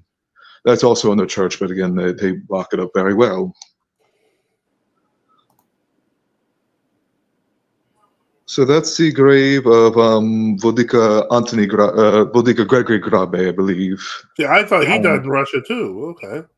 No, he reposed in America. He reposed only a month or so after he got back from Suzda. That's why I thought he died. I thought he reposed there. So. No, he reposed the Shishkova Grabe, the Shishkov Grabe house in New Jersey. But that's Vodica Gregory Grabe's grave. Of course, next to him is Matushka Barbara, of course, was the mother. So Vodica Antony Grabe, Dmitri, and of course Matushka Maria Shishkova, who is still alive. In that picture of Vodica Antony Grabe's grave, the grave right next to his is where Matushka Maria will eventually be buried, and where Father Vladimir Shishkov is buried in the right side of that grave there. Okay. Is Matushka Anastasia buried there, or is she buried in Russia? Well, what happened when Matushka Anastasia reposed is that her family, they had control over where she was buried and the funeral and whatnot, and they unfortunately all went with Moscow. They all went with Rokor MP, so they didn't let anyone from our church come to the funeral or do anything. So I don't know where she's buried. Vladimir Andrei, when he was still, Father Andrei, he actually did the funeral, but they did it without the body because they refused to have anything to do with our church. You know, she reposed in communion with our church. So this is the St. Sergius of Radonezh Church in Tolstoy Farm in what's the name of the town? It's not Nyack. It's it's near Nyack. It's like 10 minutes away from Nyack, but yeah, this is the St. Sergius of Radonezh Church, which we attended the Divine Liturgy there on the Feast of St. Sergius. Oh yes, it was very beautiful. Vladika Andranik was serving. His brother, Father of course, Gregory, was there. Father Ignati, Father Dimitri, they're all there. Oh yes, but we got better pictures of the inside of the church and whatnot. But those are bells. Some of those bells, I think, they were before. They were cast before the revolution. Yeah, they're from the old. They're from the old country. We went up close, me and you. We checked it out. So they have that. On the Sleepy Hollow, that the St. Sergius Church, they have this mosaic behind the church of St. Sergius of Radonezh. It was done by the same person who did Father, the mosaic. I might want to go back. Skipping ahead a little bit. That mosaic of St. Sergius was done by the same person who did the one at Novodivieva of St. Seraphim of Sarov. He did a few churches. I think he also did the work at St. Vladimir's and St. Mary's there in Jackson. He did quite a few pieces of work. I think he reposed in like the 1970s. We didn't have do we have a picture of that? At Novodivieva is where Father Seraphim Slobodowski is buried, and he served for a little bit at Tolstoy Farm. Of course, he wrote the Law of God, which was the catechism the Rokor used. And one thing I found interesting about Tolstoy Farm was that there's a plaque. I didn't get a picture of the plaque, but it says that the church was founded by the daughters of Leo Tolstoy, who had joined Rokor. Yes, it was his one daughter. I think her name was Anastasia. She joined the Rokor, donated the land, and actually the church was, because this was before the Cleveland Sobor, the church was actually consecrated by Metropolitan Theodosius, what would eventually become the American Metropolitan. But yes, these pictures, the stone building, that's the old Calvinist church that was built at Sleepy Hollow, which is, of course, where Washington Irving wrote The Legend of Sleepy Hollow. That Calvinist church was built in like the 1750s. I just thought it was cool. I like the architecture. This is the grave of Mother. This church, it's been renovated a few times, but it was built originally in the 1750s. This is the grave of Mother Pelagia, who was one of the nuns that was violently thrown out of Novodivieva in 2009. Her mother and Irene. Father Joseph actually has the video on NFTU, if anyone's interested. Father Alexander and his Matushka violently threw these two nuns out, beat them up and all this. She lived at Novodeveva for, I think, 40 years before they threw her out. And she was found by a police officer after they threw her out. They refused to even let her be buried there, even though she spent the money to get a grave there. She was found by a police officer on a park bench who just felt so sorry for her that he took her in. She reposed in 2015, and because she had nothing to her name, she was buried in Sleepy Hollow, which is it's like a potter's cemetery. It's where people that are poor don't have anywhere else to be buried. They bury them here. So that's tomb. Why'd they throw her out? Because she refused to join the Moscow Patriarchate. Oh, so she's a martyr. I know. Well, so they didn't kick her out in 2007? No, they let her and Mother Irene. Mother Irene is the one who donated the gravestone that you see. She's at our convent. We do want to make a distinction between martyric exploits and martyrdom. They did throw her out, which was a sin against God, but I don't think they killed her. Right. Oh, I got that confused because the grave, kind of conflated. So they, Mother Irene, she was the other nun that was thrown out. She's at our convent in Suzde. She paid for the grave you see here because originally they just had like a little stone with a number on it. They didn't even have this, and she comes to the United States once or twice a year. She was with Roak. Vodica Andrei was actually going to Novodeveva and communing her and Mother Irene. Very tragic case. So she wouldn't go to their services then. They would. She lived in the convent, and they had this building. If you go into the front of Novodeveva, it's this stone building off to the right when you first drive in, or if you're looking towards the church, it's to the left. Father Alexander, who's the current abbot of Novodeveva, he's the current priest there. They went in there and they put padlocks on the bathroom doors and all the cabinets with food. They cut the lines to the heating unit to try to freeze them out. They did all this stuff for about a year and a half. They tried to take them to the court and defrock them from being nuns. Vodica actually went to court and explained to the judge, who was Jewish, that that's not how it works in Orthodoxy. And then eventually they just beat him up and threw him out. Yeah, it's funny that at first they kind of wanted to play nice for a little bit, And this is something like blocking the food and bathroom and cutting the heating off. Yeah, that was nice. Well, but it took them 2 years. But I was gonna say something I just found out was that when the union happened, the parishes were not requested to commemorate the patriarch. You could choose to just commemorate your Rocor bishop and not commemorate the patriarch. And that's how they lured people in, and they said, "Oh, don't worry, we're not really commemorating him."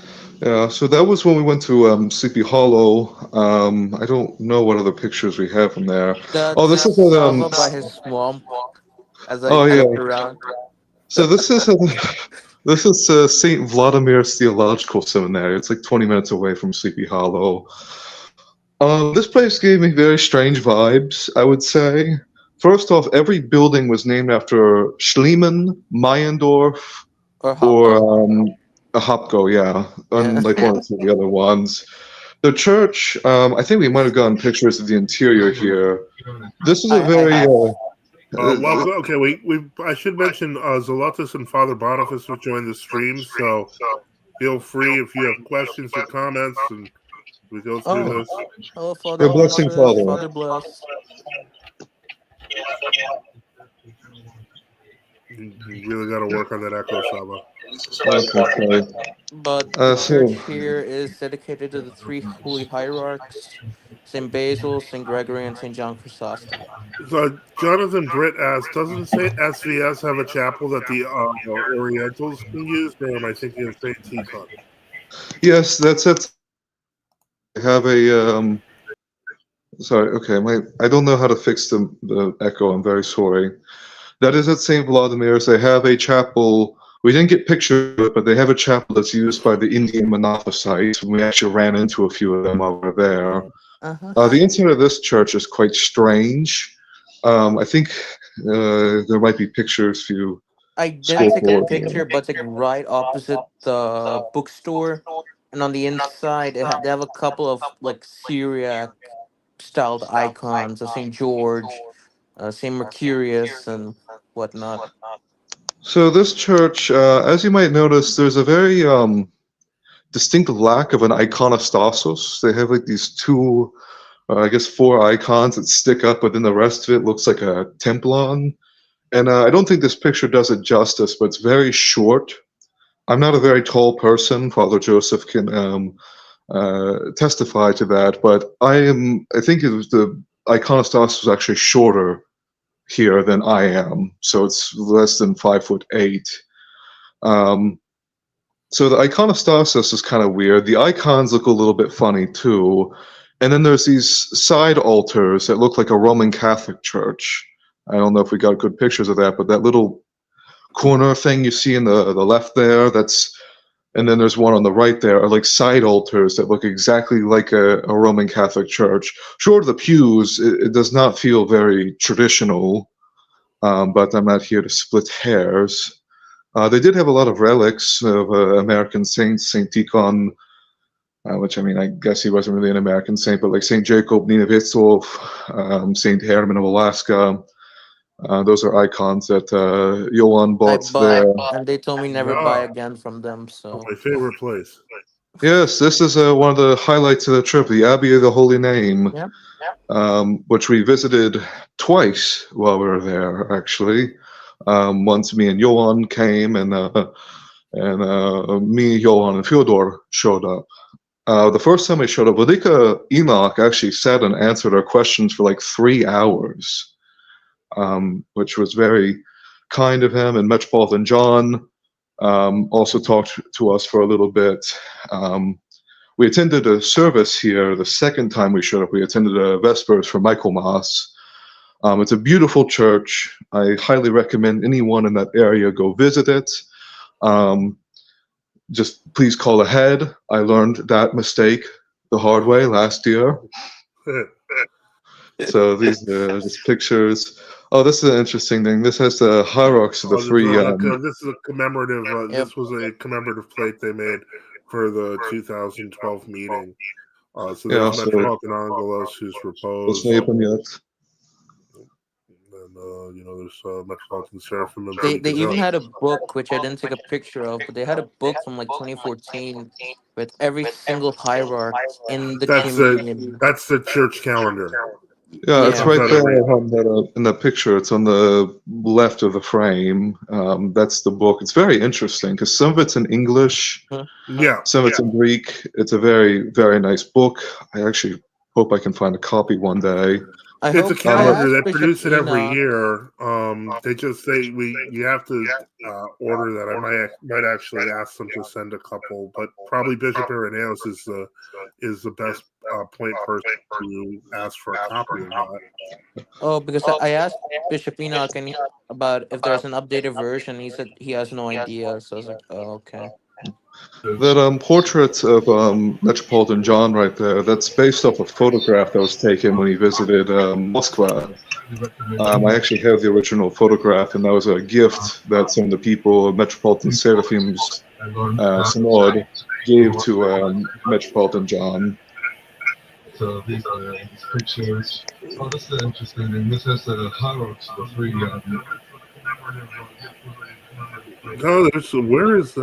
There's a lot of echo on this, but in any case, I'm trying different things. Let's continue moving, and we'll see. This is a lot of pictures, guys. Okay, this is another picture of the Abbey of the Holy Name. Very nice, very pretty. It's very beautiful. Lots of icons. Lots of icons. Yep. There's some relics.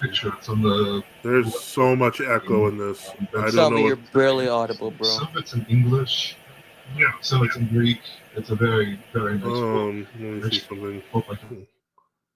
Oh, that made it quiet. I think it's yours, Father Boniface. Can you hear me? Yep, we can hear you. I got a ton of echo. We noticed. Yes, and give me a second. I think the Lotus dropped off, but we'll continue. That's the outside of the Abbey house, so let's continue on. Okay, that's Bishop Enoch from the back. Bishop Enoch with Metropolitan John in the car.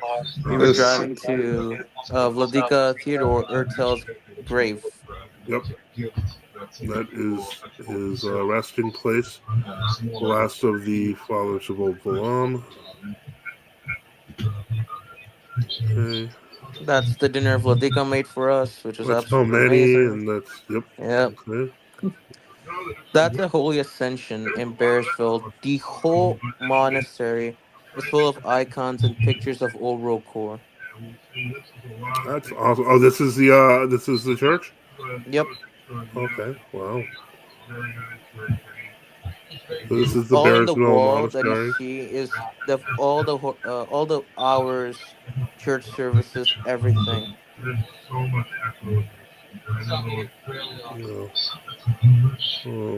Okay. Hold on. Yeah.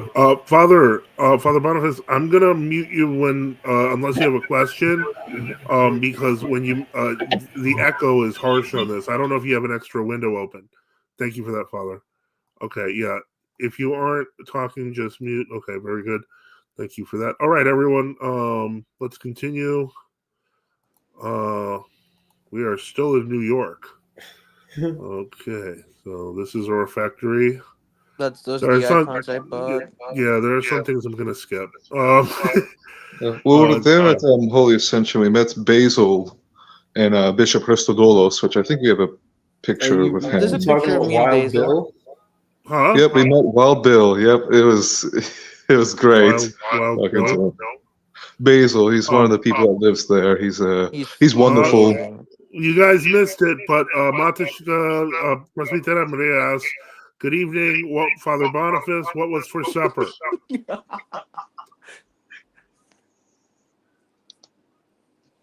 Oh, hold on. Father Boniface, are you there?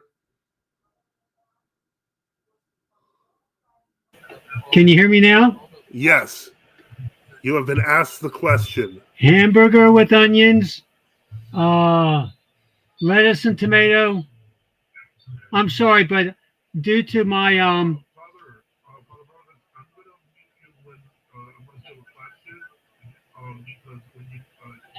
Due to your what? I don't know either. Oh, I think you are you hearing like two versions of this on your screen because you might have a YouTube I am. You might have a YouTube window open somewhere.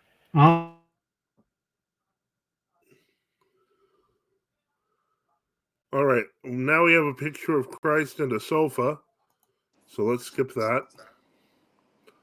Okay, That's Archbishop Auxentius, and I believe it's Bishop Chrysostomos Chiusis.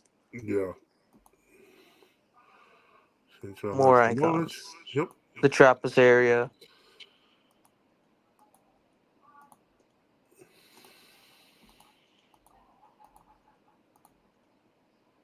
That's the outside of the monastery. Okay. Okay.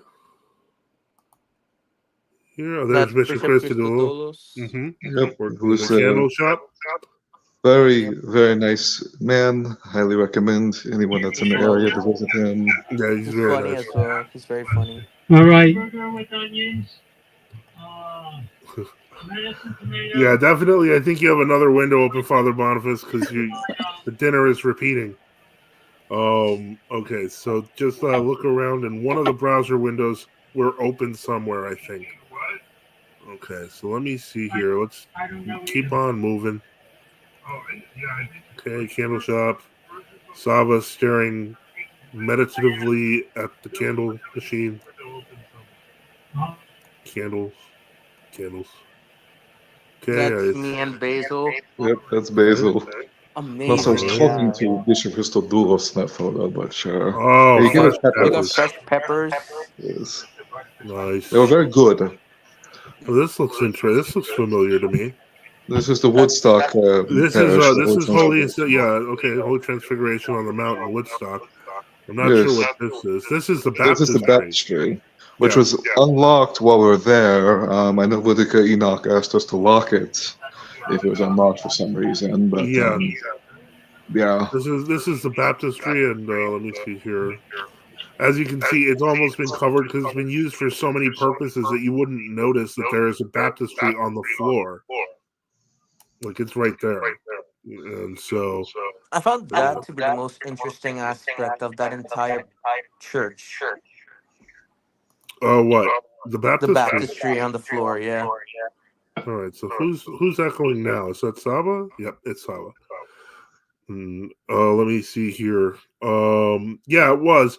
For the last years of his life, Father John Nelson of blessed memory, he actually lived in the baptistry.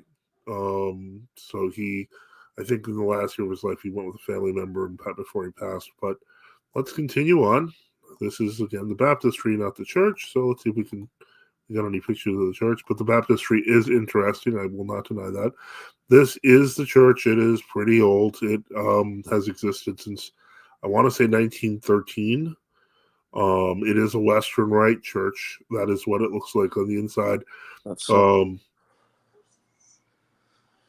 You can't. There's a nice Christ the King icon on the top there, or image, I should say. Let me see here, and then there's various icons and well wishes. I'm not sure what I assume that might be. I don't know if that's Father John's grave or whose grave that is. I'm not sure because that was just a picture in the church. Yep, and this is the exit. It is a national landmark. There will be some work that needs to be done on it. Now we're at Mountain View. Tell us more about That's my second home, yeah. We did get a picture of Father John's grave. I don't know why. Again, these I don't pictures are think it's not on me important. though. I think it's on your phone. Oh, yeah, that makes sense. Yeah. One thing to note about the Holy Transfiguration Church is that right next door is a Buddhist monastery. Mm-hmm. So they're very close by. Yeah, they're very noisy, and they were a pain in the side for Father John for years. Oh yes. I mean, This is I remember people were telling me it's like so close, so close. I didn't believe them until I was there. Yeah. And I was like, oh wow, I can actually see inside people's windows by just standing in front of the church. Yep. Mm-hmm. They built it that close to our church. Yep. All right, so this is the That's parking lot. Mountain View. That's There's me and Archbishop Rodrigo. Andronic, yep. Okay. That's the cross, all the way at the back. And on the cross, there is an icon of the royal martyrs of Russia, the Holy Family, the royal family. Right there. Right there. Okay. And this is That's like, where I was baptized, in that very lake. and how deep was it? Like when you got in there, did you have, like, how did that go? I would say it was up to my chest. Okay. I don't think it was that deep, but as I joked, that's Yasha's grave. Yeah, That's where it was a good one. I mean, I do agree. For those who are watching just now, this occurred in the summer, so this is not if you're this is not typical like the weather now. So, what sect of Buddhists, John MC asked? I have no idea. They were Mahayana Buddhists. Okay, I've never asked. Wasn't asked, did you drink that lake water, John? No, but I did pull a muscle in my back, so. Okay, we continue on. That's the picture of the main cathedral, the one. Yep, that one. That's the cathedral dedicated to the new martyrs and confessors of Russia. So that is the whole monastery from a side view. That's the main, and that's the inside of the cathedral. And we're at Jordanville. Oh, this is Jordanville. Okay. I'll let Saba take over this part. He knows this part better than me.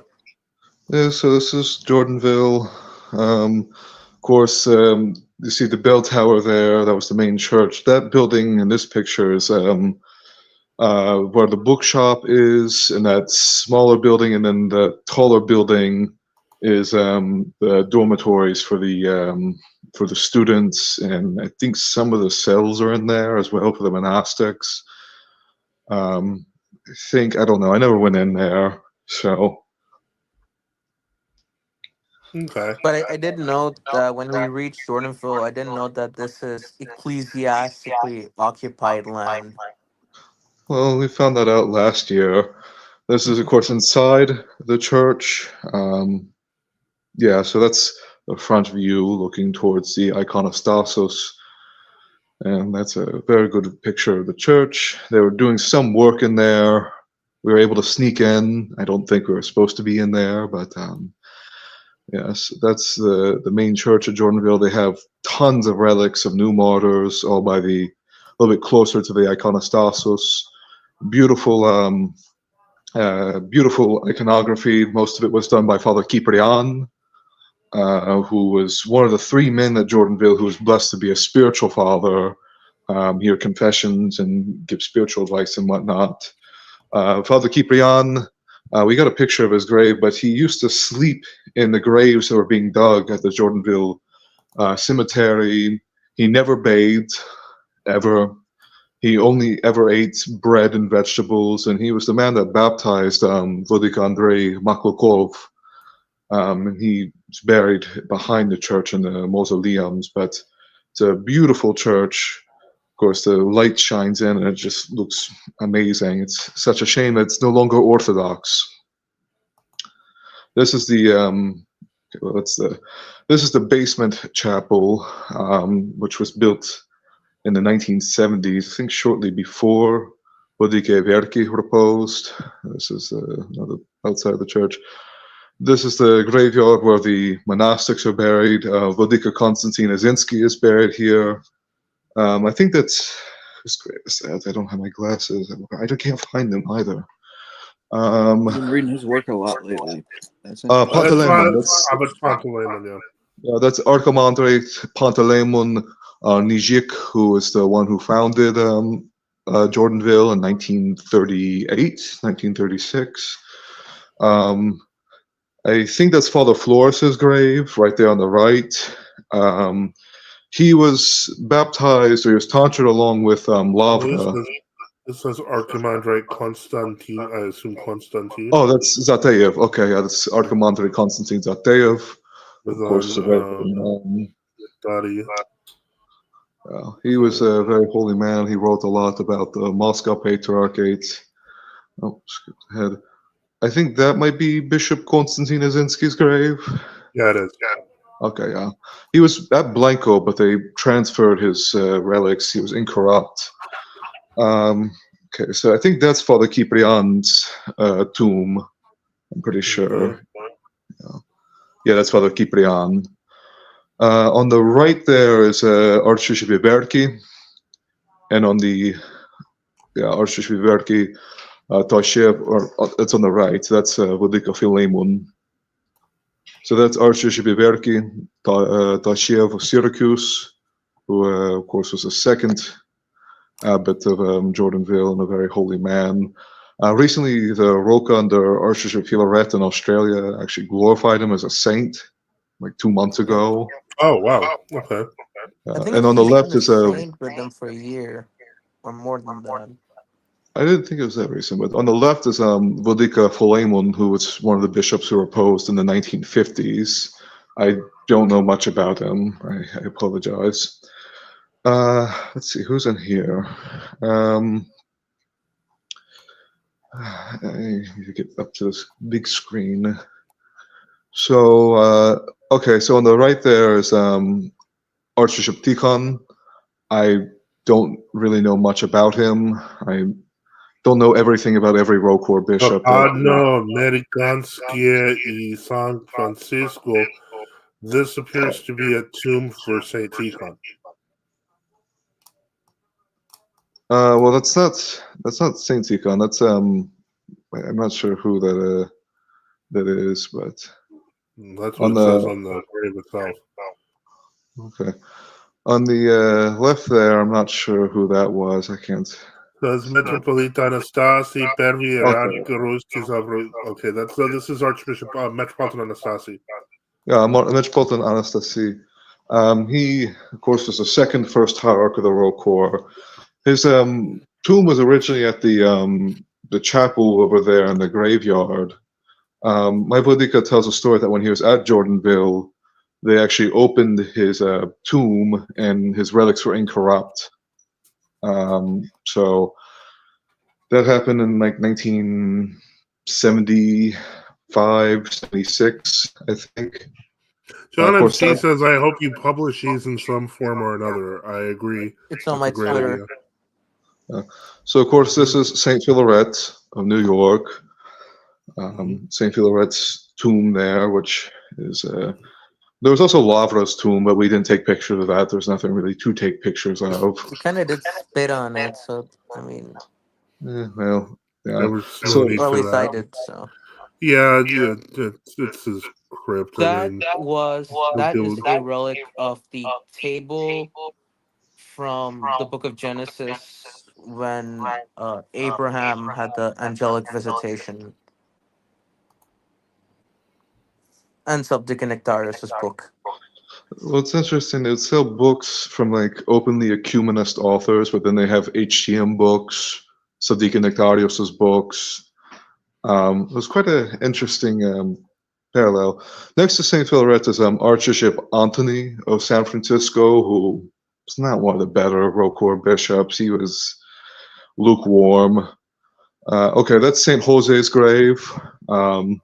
St. Jose or Joseph. wait, you talking about Metropolitan Anthony Krapovitsky? No, Metropolitan Anthony Krapovitsky is in Trimsky Karlovka in Serbia. He's not in Jordanville. Yeah. So this is St. Jose, the Holy New Martyr, Joseph, the protector of the Iron icon. Jose Munoz, that was his name. Right next to him. If we're gonna get funky about Russian names, we can get funky about Spanish names too. Yes, you're right there. So we did. We sang the Kontakion and Tropar at his grave.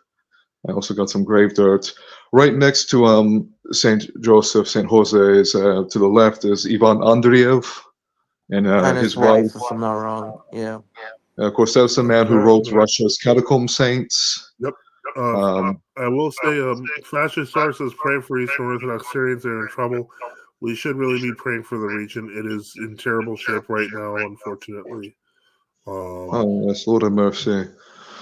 That church right there, I don't know if you got a better picture of it. Yeah, that church is where Metropolitan Anastasie was originally entombed. That's this is the one of the older cemeteries there. But Vladika Andrei's grave is out here, where he'll eventually be buried.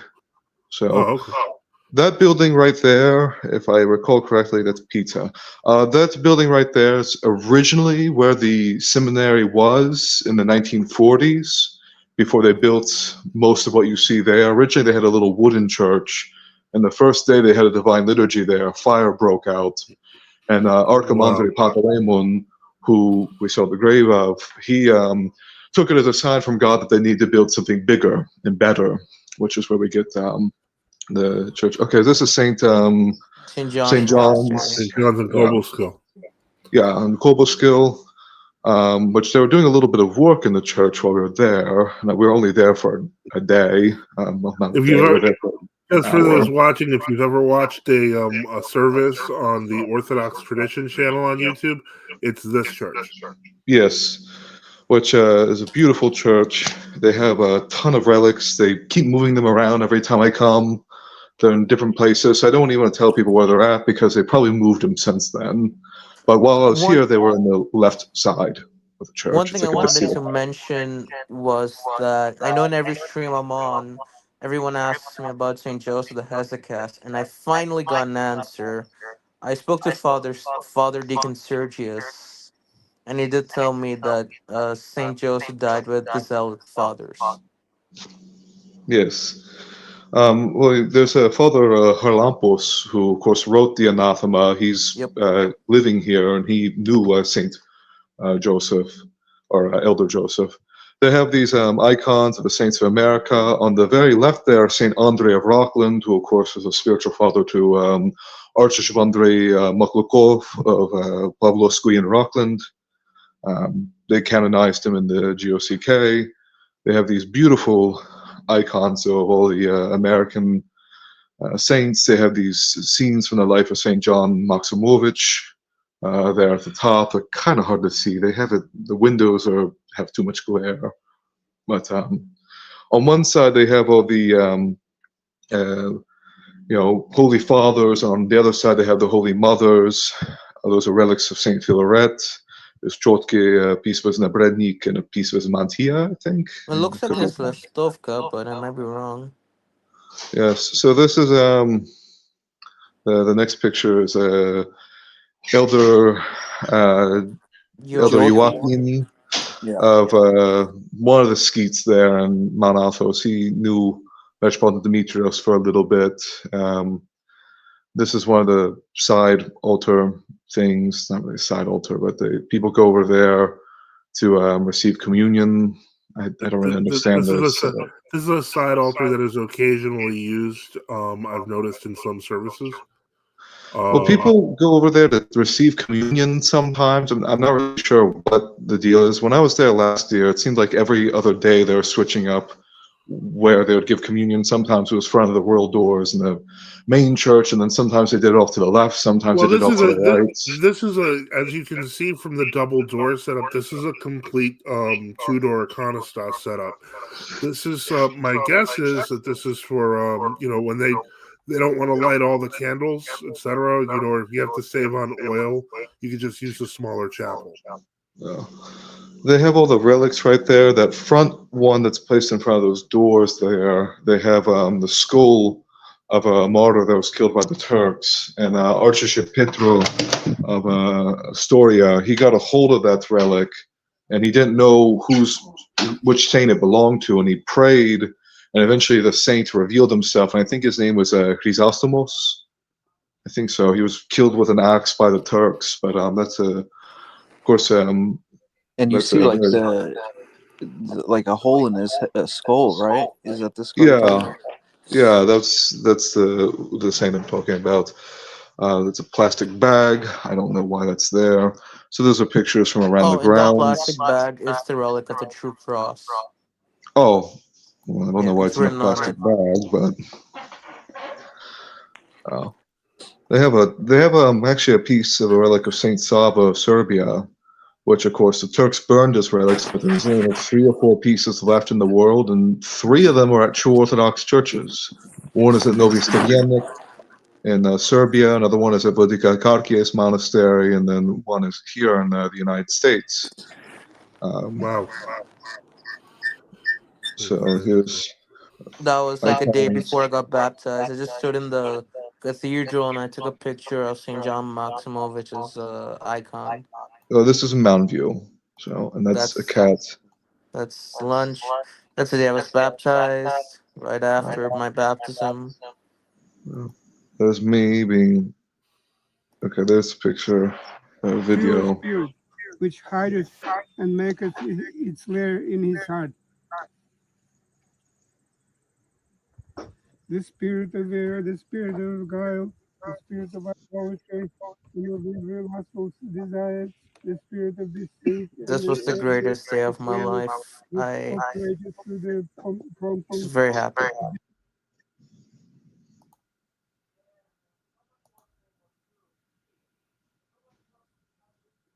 Hast thou united yourself with the Christ? I have. Does thou believe in him? I believe in him as the King and God. Now read. I believe in one Father.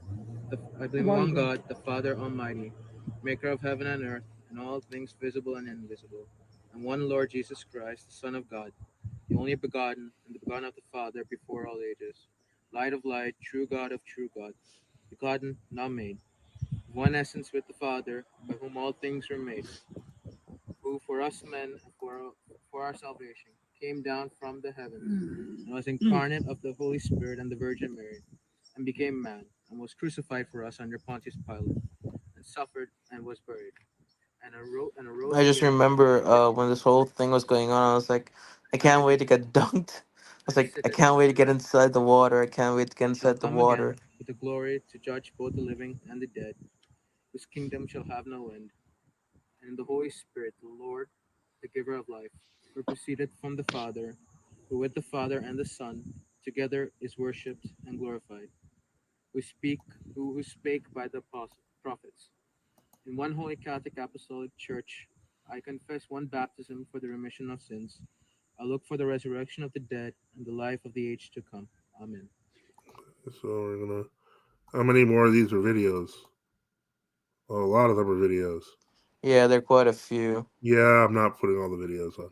That's my I mean, I appreciate it, but I don't. that's my What? baptismal cross that Sava gave me.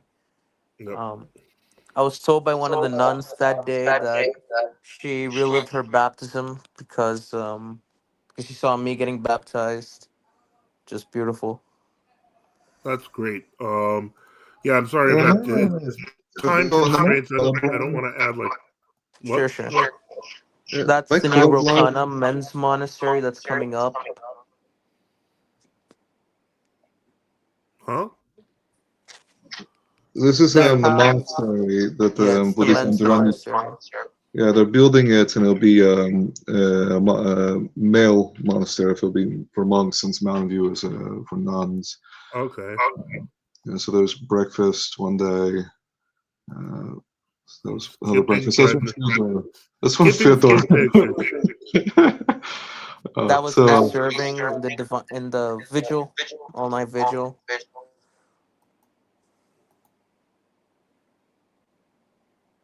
I assume this is Divine Liturgy.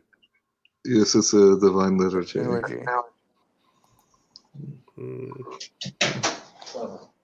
down the volume on your phone. Yes, Sava. Turn down the volume on your phone.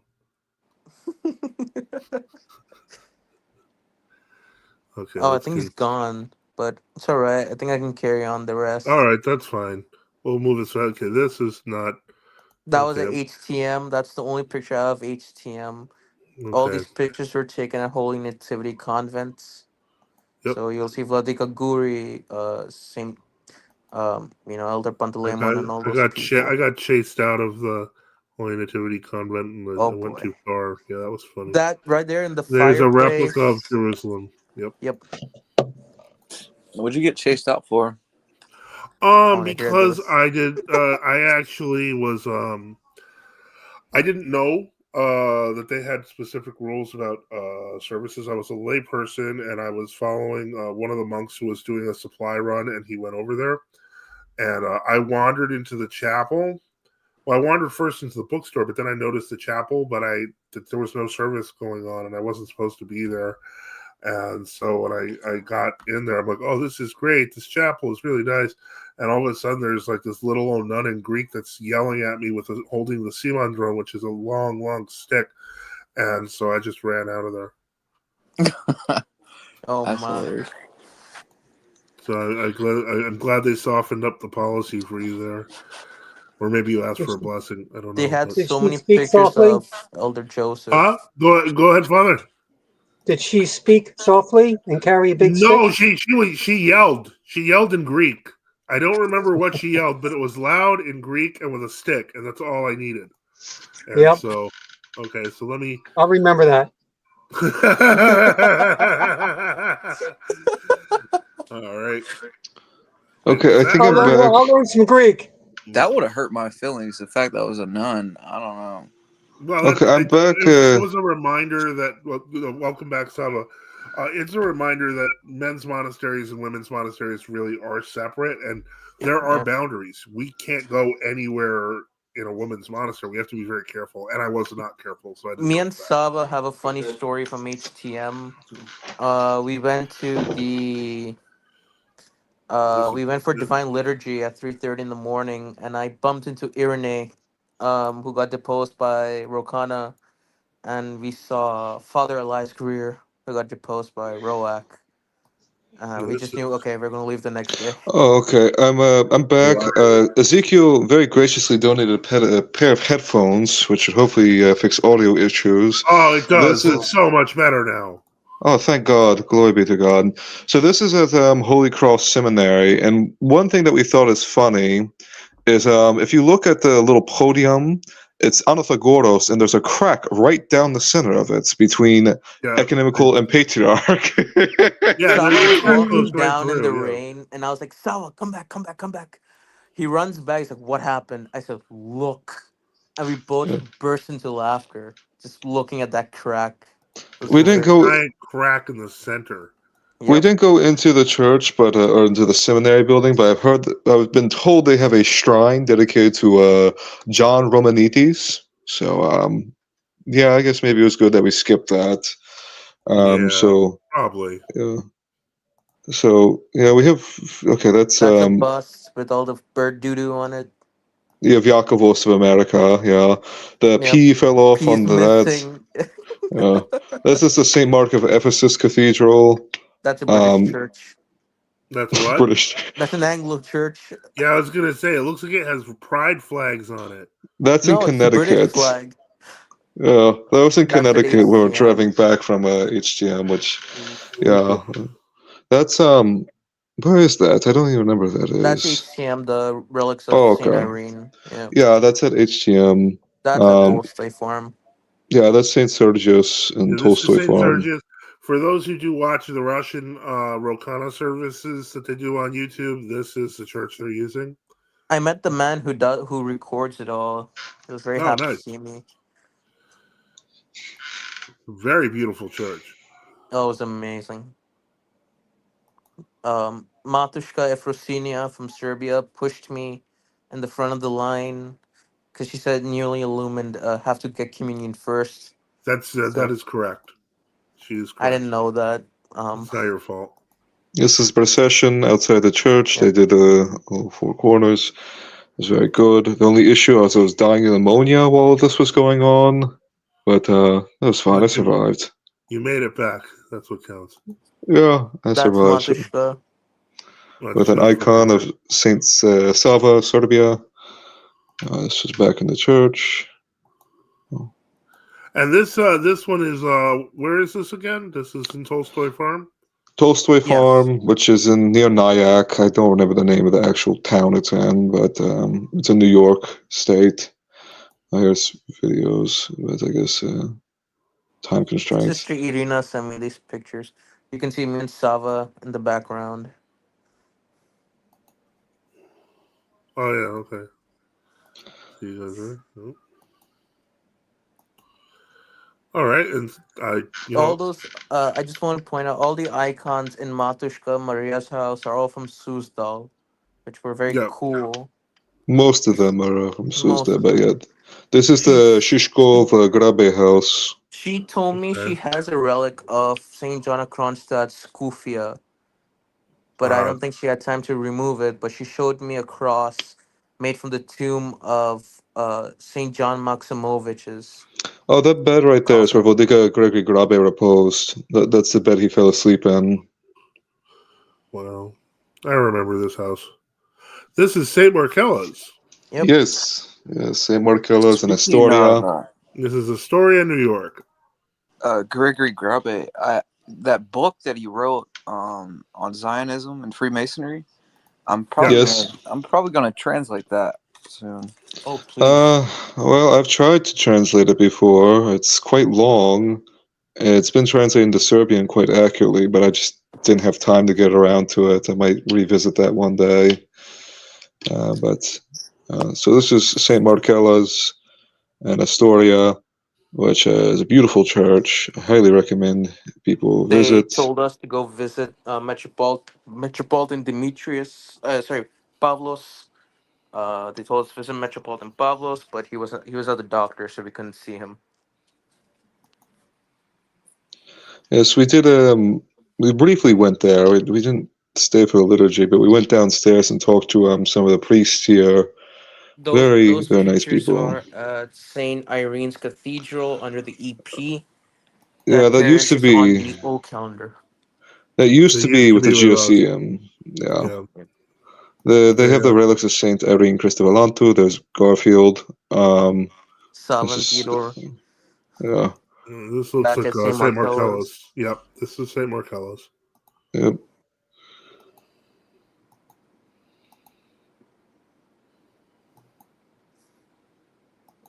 Early brotherhoods.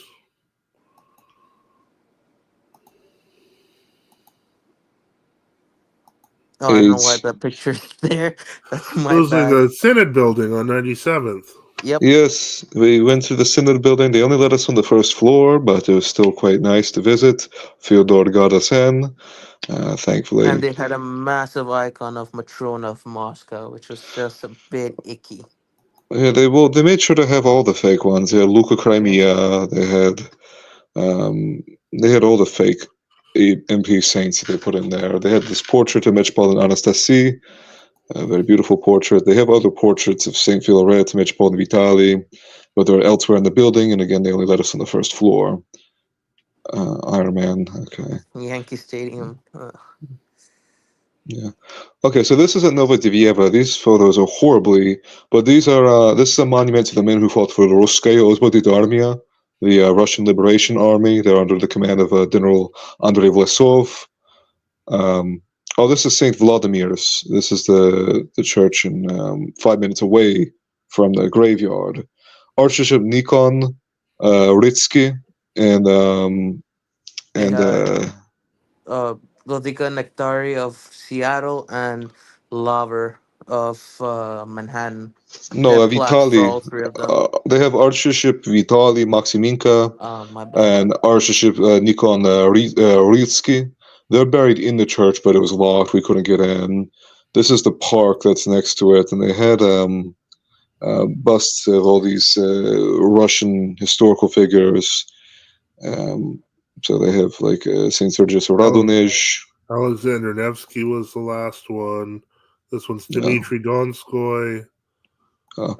They had one of most of the Tsars except Saint Tsar Nikolai. That one is Zhukov, which I didn't take a picture of, which was disgusting to see. Yes, that's the cross made from St. John Maximovich's tomb. That's an icon from Tsarevich Alexei. Or Zarina Alexandra, I think. Oh, my bad. Not Alexandra. This is from Tsarevich Alexei. Yeah. That's me and Matushka. She adopted me as her grandson, which was beautiful. Vladik Andrei told me, "Congratulations, you're now in the Grabe family." And we're back to the beginning. Wow. Well, that was quite the trip, guys. It was fun. It was fun. It looked very, very long. I have one story which is very personal to me. I'm not gonna say it because otherwise the stream gets taken down. Sava knows exactly what I'm talking about. It was our last in Mountain View. Well, then don't bring it up if you can't say it. I'm anyway, I actually have no idea what you're talking about. But Vladika Andrenik and the impression he did. Okay. Okay. If it's gonna be, I mean, let me put it to you this way: if you want to say something that you feel like will take the stream, can take it down, don't do it. I'm not gonna mention it, no, Father. I'm not.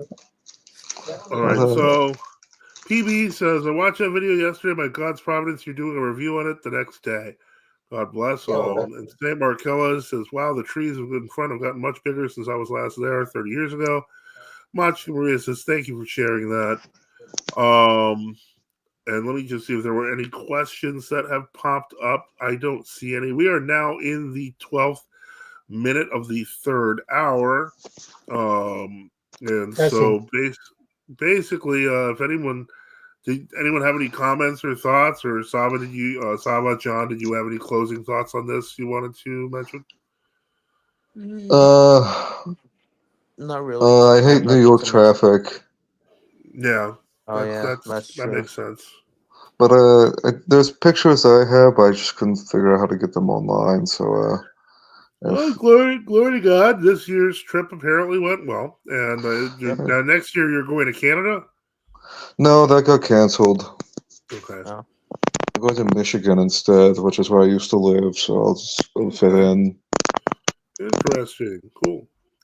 Yes, I got to visit you twice while I was there, which was very nice. Which, yeah, I don't want to tell people to visit you. I don't know if you want visitors, but if you can ever find in general, I don't. If people who are local would like to reach out, there are ways to reach out on the website. So I prefer that people can reach out to me, not just random people show up to my house. But in any case, yeah, that's I don't like that sort of thing. It's just I don't have the space. So, but I just hope yeah, one day I can visit your parish, Father. That'd be fun. it's a little mission chapel. It's a house chapel. Don't get overexcited. There's nothing really special about it. Any chapel is a perfect chapel. No, that's not true. Anyway.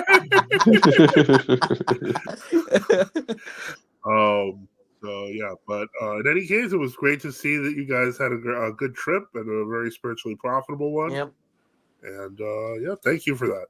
There's so many stories I wish we had time for. I could have brought all of them up. No, we didn't have time for them.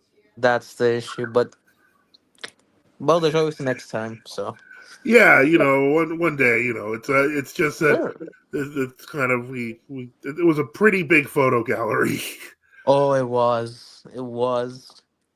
But I've seen all of them. Fyodor, and I think by the time it was my photos, Fyodor's, and yours, it was over 1,000. So wow, that's a lot. It's a lot. Well, glory to God. Thank you, guys, and you're welcome. All right. Well, and God willing, we'll see you guys soon. If you have any questions or comments you want to throw throw out there, please feel free. Otherwise, thank you very much, and you have a great night. I'm gonna let you guys go. Thank you, All Father. right. Good night, Father. Good night, Father. Take care. God bless Have a you. nice night. You too. Bye bye. Okay, so we are back here, and so it's got me, Joel, Father Boniface. How are you doing, Father? All right. Lots of technical difficulties tonight. I was amazed by that. Yeah, there was I think that's just going to happen whenever there's a lot of people. We just have to kind of figure out who's going where. So that was a tricky thing. I noticed you came on like 4 times. Well, yeah, and the echoes were pretty bad. As a matter of fact, I'm on my phone, but my computer is also on. I haven't come into the studio on the computer. I don't know if it would work or not. Yeah, it's not working great. You sound fine. Well, I'll come in through the computer. Now there's 2 of you. Now there's 2 of me. Can you hear me on the computer? Oh, wait a second. Yes, I got all the echoes. All right, So so I'm gonna have to knock out one of them. So I'm gonna take out the No. No, I knocked it out. Oh, okay. Because that would have been I want to interesting. make sure you hit the right one because the computer is the one that gives me problems. The phone's good. So anyway, here I am. I'm good. All right. So how is your day gone so far? How is Sunday and the Lord's Day gone? It's been busy. Good. Yeah. It's good. I got all the curtains in my house now. They're all up. God. Yeah, so I'm making progress. I'll be ready to actually start moving in. So there's all kinds of stuff I still need to do, but it's becoming now livable. So that's good. Had a good podcast with Vladika Enoch. We actually did 2 of them. Yeah, I saw one of them yesterday. Yeah, on the traditional Western Orthodoxy channel. Yeah. So that was good. I'm reading what's called a book called Patriarcha by Robert Filmer, which was written in the 1600s. Okay. And I was reading about government and Aristotle's position on government. And Filmer did this to Aristotle. Basically, he exploded him and said Aristotle is in every direction, every which way but loose, and totally disorganized and totally incoherent in his views of government. Very interesting. Absolutely. Let's see. We got a question from Reconquista Orthodox who says, "Can someone explain how the Holy Fire still works with heretical patriarch?" I can only explain in generalities because we're not God. But I'm going to assume that, and this basically is the way I see it, is that there are true Orthodox in the city. The Patriarchate did support true Orthodox all the way up until 2000. And the the coming out of the holy fire is something that's for the people. It doesn't just land in the patriarch's hands. It comes throughout the church.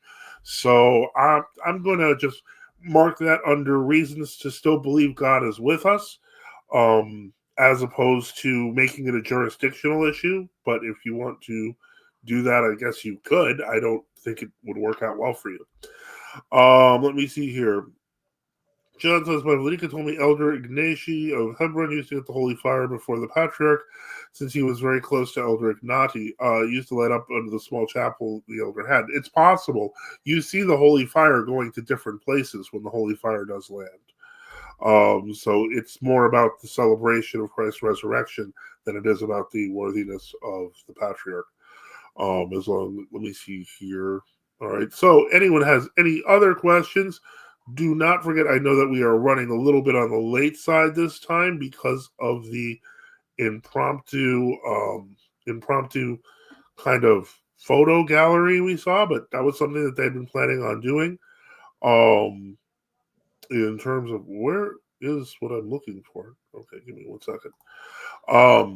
In terms of memories of earlier this year, was they saw a lot of beautiful churches. It was a big trip. And then let's see. What's the church's view of icons of God the Father? The best way to put it would be largely unresolved. If you take the 1667 Moscow Sobor, it does condemn icons of God the Father. However, nobody listened, and so icons of God the Father were still there. So yeah, and the holy fire shouldn't be used as a polemic. In other words, very true. Father Boniface, can you tell me what it looks like for a World Orthodox from Miami if I went to Clearwater? I guess he's asking for directions, or how long is the trip? That's like what? That's like 5 hours, is it? From where? From Miami. From Miami. I think you're right. 5 hours sounds right. Yeah. If you take the 75, because I used to live in Florida, if you take the 75 up, it should be pretty quick. Yep, right. Cut across and then up. Yep. Yeah, you can, because from Miami, the bottom part of Miami, you can go the 95 or the 75 from the southmost part. So you want to go towards the 75 and take that up. You got it. Let me see here. Helps I used to live in the area, and I will be visiting Florida. So if people need my help on the way, etc., I will be volunteering. Fascist sources. I also recommend Konstantin Pobedonosev's pro-monarchy book, Reflections of a Russian Statesman, perhaps. I have it. Yep. Oh, okay, cool. And, Vasilia, go ahead. And The Hidden Hand by Cherub Spiridovich. That's another excellent one. Awesome. Let me see here. Vasilia says, Grace of God ignites candles in the Lord's tomb. That's it. Doesn't come on Patrick's candles, but first on Christ on the tombs, and then he takes the flame to others. That's correct. John says, I don't think anyone I know has an issue with it. Even the GOCS came up in the whole debate and started putting God the Father in their cathedrals. That's false, John. The GOCS never had an issue with it. It was a false charge. They immediately issued an encyclical saying that they did not attack icons of God the Father. Many of those icons of God the Father had been there many years. So no, the Gregorian claim on that is false. Rita John says Cuban food from Little Havana sounds good right now. Well, that always sounds good.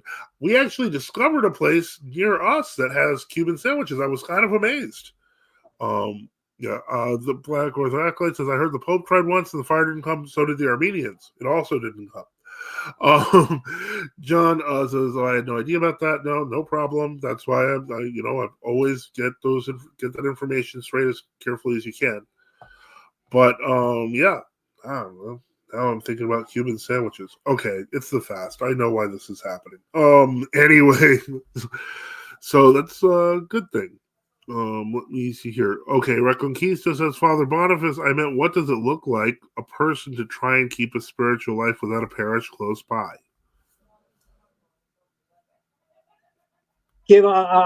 Set up your prayer corner, your icon corner, and do like Father Joseph has said.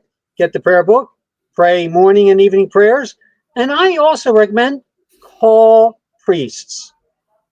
give us a call. You know, you got a few people you can call here and give a call like every now and then, maybe once a week, and just keep in touch. I am thinking once I get into my house of getting a Vespers or maybe a podcast going and doing a catechism because I've got some interest. And so, also, it would be good maybe if some of us would think about having, you know, the liturgy, the hours like Vespers or Lauds, so pray for us that maybe we can get up online and do some of those things too. Glory to God. Yeah, John says try doing a Typica. It is true. You that will work for services when you are not able to get to church, and then just try to go as often as you can. At 5 hours away, it's not inconceivable to go every other month, at least, or every month. Let me see here. Watch church services online. I don't recommend that as much. I recommend it if you have nothing else, but if you use that, make sure to have the text of the services so you're really following along. Because what happens is if you're using this without text and you're just like, I'm going to just watch the services on YouTube, half the time you can't really hear what they're saying and you're not really participating. You become a spectator. So that's what we don't want. Spectator orthodoxy, internet orthodoxy, it needs to end. There needs to be real connections to the church. Reader John says, I'm not alone in my temptation of Cuban sandwiches. Absolutely not. Bishop Enoch, traditional Western Orthodox, is after the Crusaders took Jerusalem. Initially, the fire didn't come, but then it did. But the year later, it stopped. And then Fascist Tsar said, what was the name of the book, The Hidden Hand? And who was the author, Father? Cherub, Count Cherub, Cherup, Spiridovich or Spiridovich. And you can get it online. So, I'm looking for it here. I don't have it handy at the moment, but I said, you know, send me an email if you want. You know, frboniface@proton.me, and there is actually go online because I think there's a PDF of it. I know there is one. I printed it out. Let me see here. There was a whole ordeal about that. Black Ortho Acolyte says, I don't like watching services. Feels off. Very true. Unseen Warfare says in the 1970s, the Holy Fire didn't come. They started using the new and ended up changing it back, and it did end up lighting. Yep.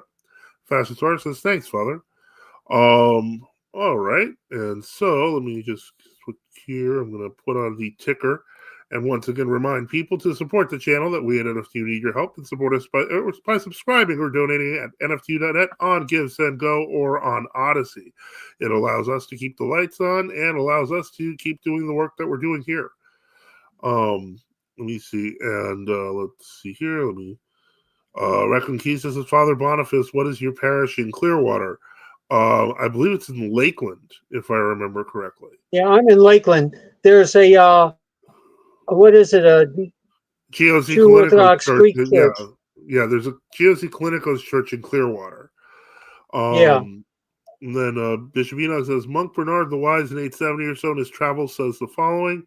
However, this should be told that only on Holy Saturday, Easter Eve, the office is begun early in the church, and after the office is done, Kyrie eleison is chanted until by the coming of an angel, the light is kindled in the lamps that hang above the aforesaid sepulchre. The Holy Fire failed to appear. See a book on it and sources to the Patriarch of Jerusalem, but did to the true Orthodox throughout the Holy Land when the Patriarch was thinking of switching the paschalion. So originally the Holy Fire was lighting all the lamps. Well, that answers that. So let's see here. So I will say this. There may be a show in between this week and next week, and it will be for a very big reason, and that is the book I have been waiting for the better part of the year has come out. Many of you already have ordered it. I highly recommend it if you haven't, from Subdeacon Ictarios' Orthodox Traditionalist Publications. And that is the history of resistance from the apostles to the 20th century. Anytime you've ever heard somebody say, but you don't have to resist heresy, you now have a book covering every point in Christian history. It better be good. I mean, I feel bad. I'm hyping this up, and I mean, I mean, some deacon guitarist does really good history, so I'm not too worried. But we'll see. We'll see. We will definitely dedicate a show to it because it is totally worth it and a great way to cap off the year for 2024, especially in terms of getting Christmas gifts. Hey, Joel, do you have any questions? Oh no, I'm going to sign off. So. All right, no problem. Well, thank you for being here, Joel. You have a great night. God bless you. To the Father and the Holy Spirit. And let's see. Have a good night. And so, all right. And I think with that, I think we're good, Father. Did you have any comments or thoughts? Or really? We had lots of. This was an interesting show. We did an interesting review of a YouTube thing. We did an interesting review of lots of pictures, and then there was audio things that it was eventful. I will say it was eventful. And so in that case, I'm gonna let you go. But as I mentioned, stay tuned because later this week I will be probably doing another show about that book, reviewing it. And we're also later I'm going to be reviewing Fellowship with Christ's Suffering by Patrick Craig Trulio, which I also picked up. I've read the first chapter. I'm very intrigued by this book, so I'm thinking it's going to be very positive. It's a commentary on the book of Job, and so I think it's going to be pretty interesting. But in any case, thank you to everyone, to all of our guests, whether it's Joel, Unseen Warfare, Esoterico, Maximus, Father Boniface, yourself here, Sava and John. To those, there were a lot of people. To those who asked questions and had comments, and to those who support our mission, support the channel. We at NFTU need your help. Support us by subscribing or donating at nftu.net, on GiveSendGo, or on Oddity. We remember all of you in our prayers, and thank you for all the support for NFTU. As always, don't forget to like and subscribe. And through the prayers of Holy Fathers, so Jesus Christ, our God, have mercy on us and save us. And someone came at the very end. Wow. Okay, driving down to Buena Vista. So thank you. First off, thank you for your donation. Second off, we appreciate that. Driving down to Buena Vista to ask Bishop Gregory to rejoin GOCK so I have a nearby parish. What are my odds of success? I don't know how to quantify negative numbers.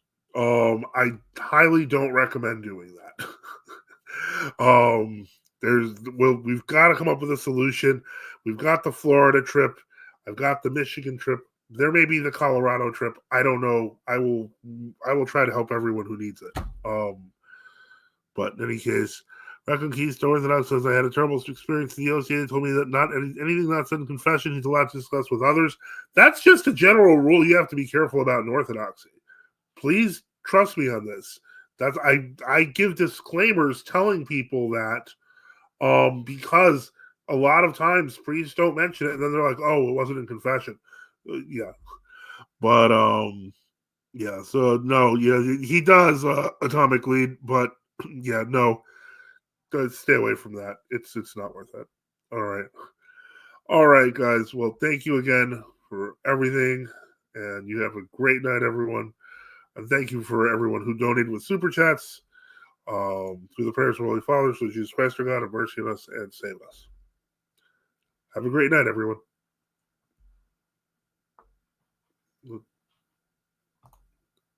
Father Boniface, are you just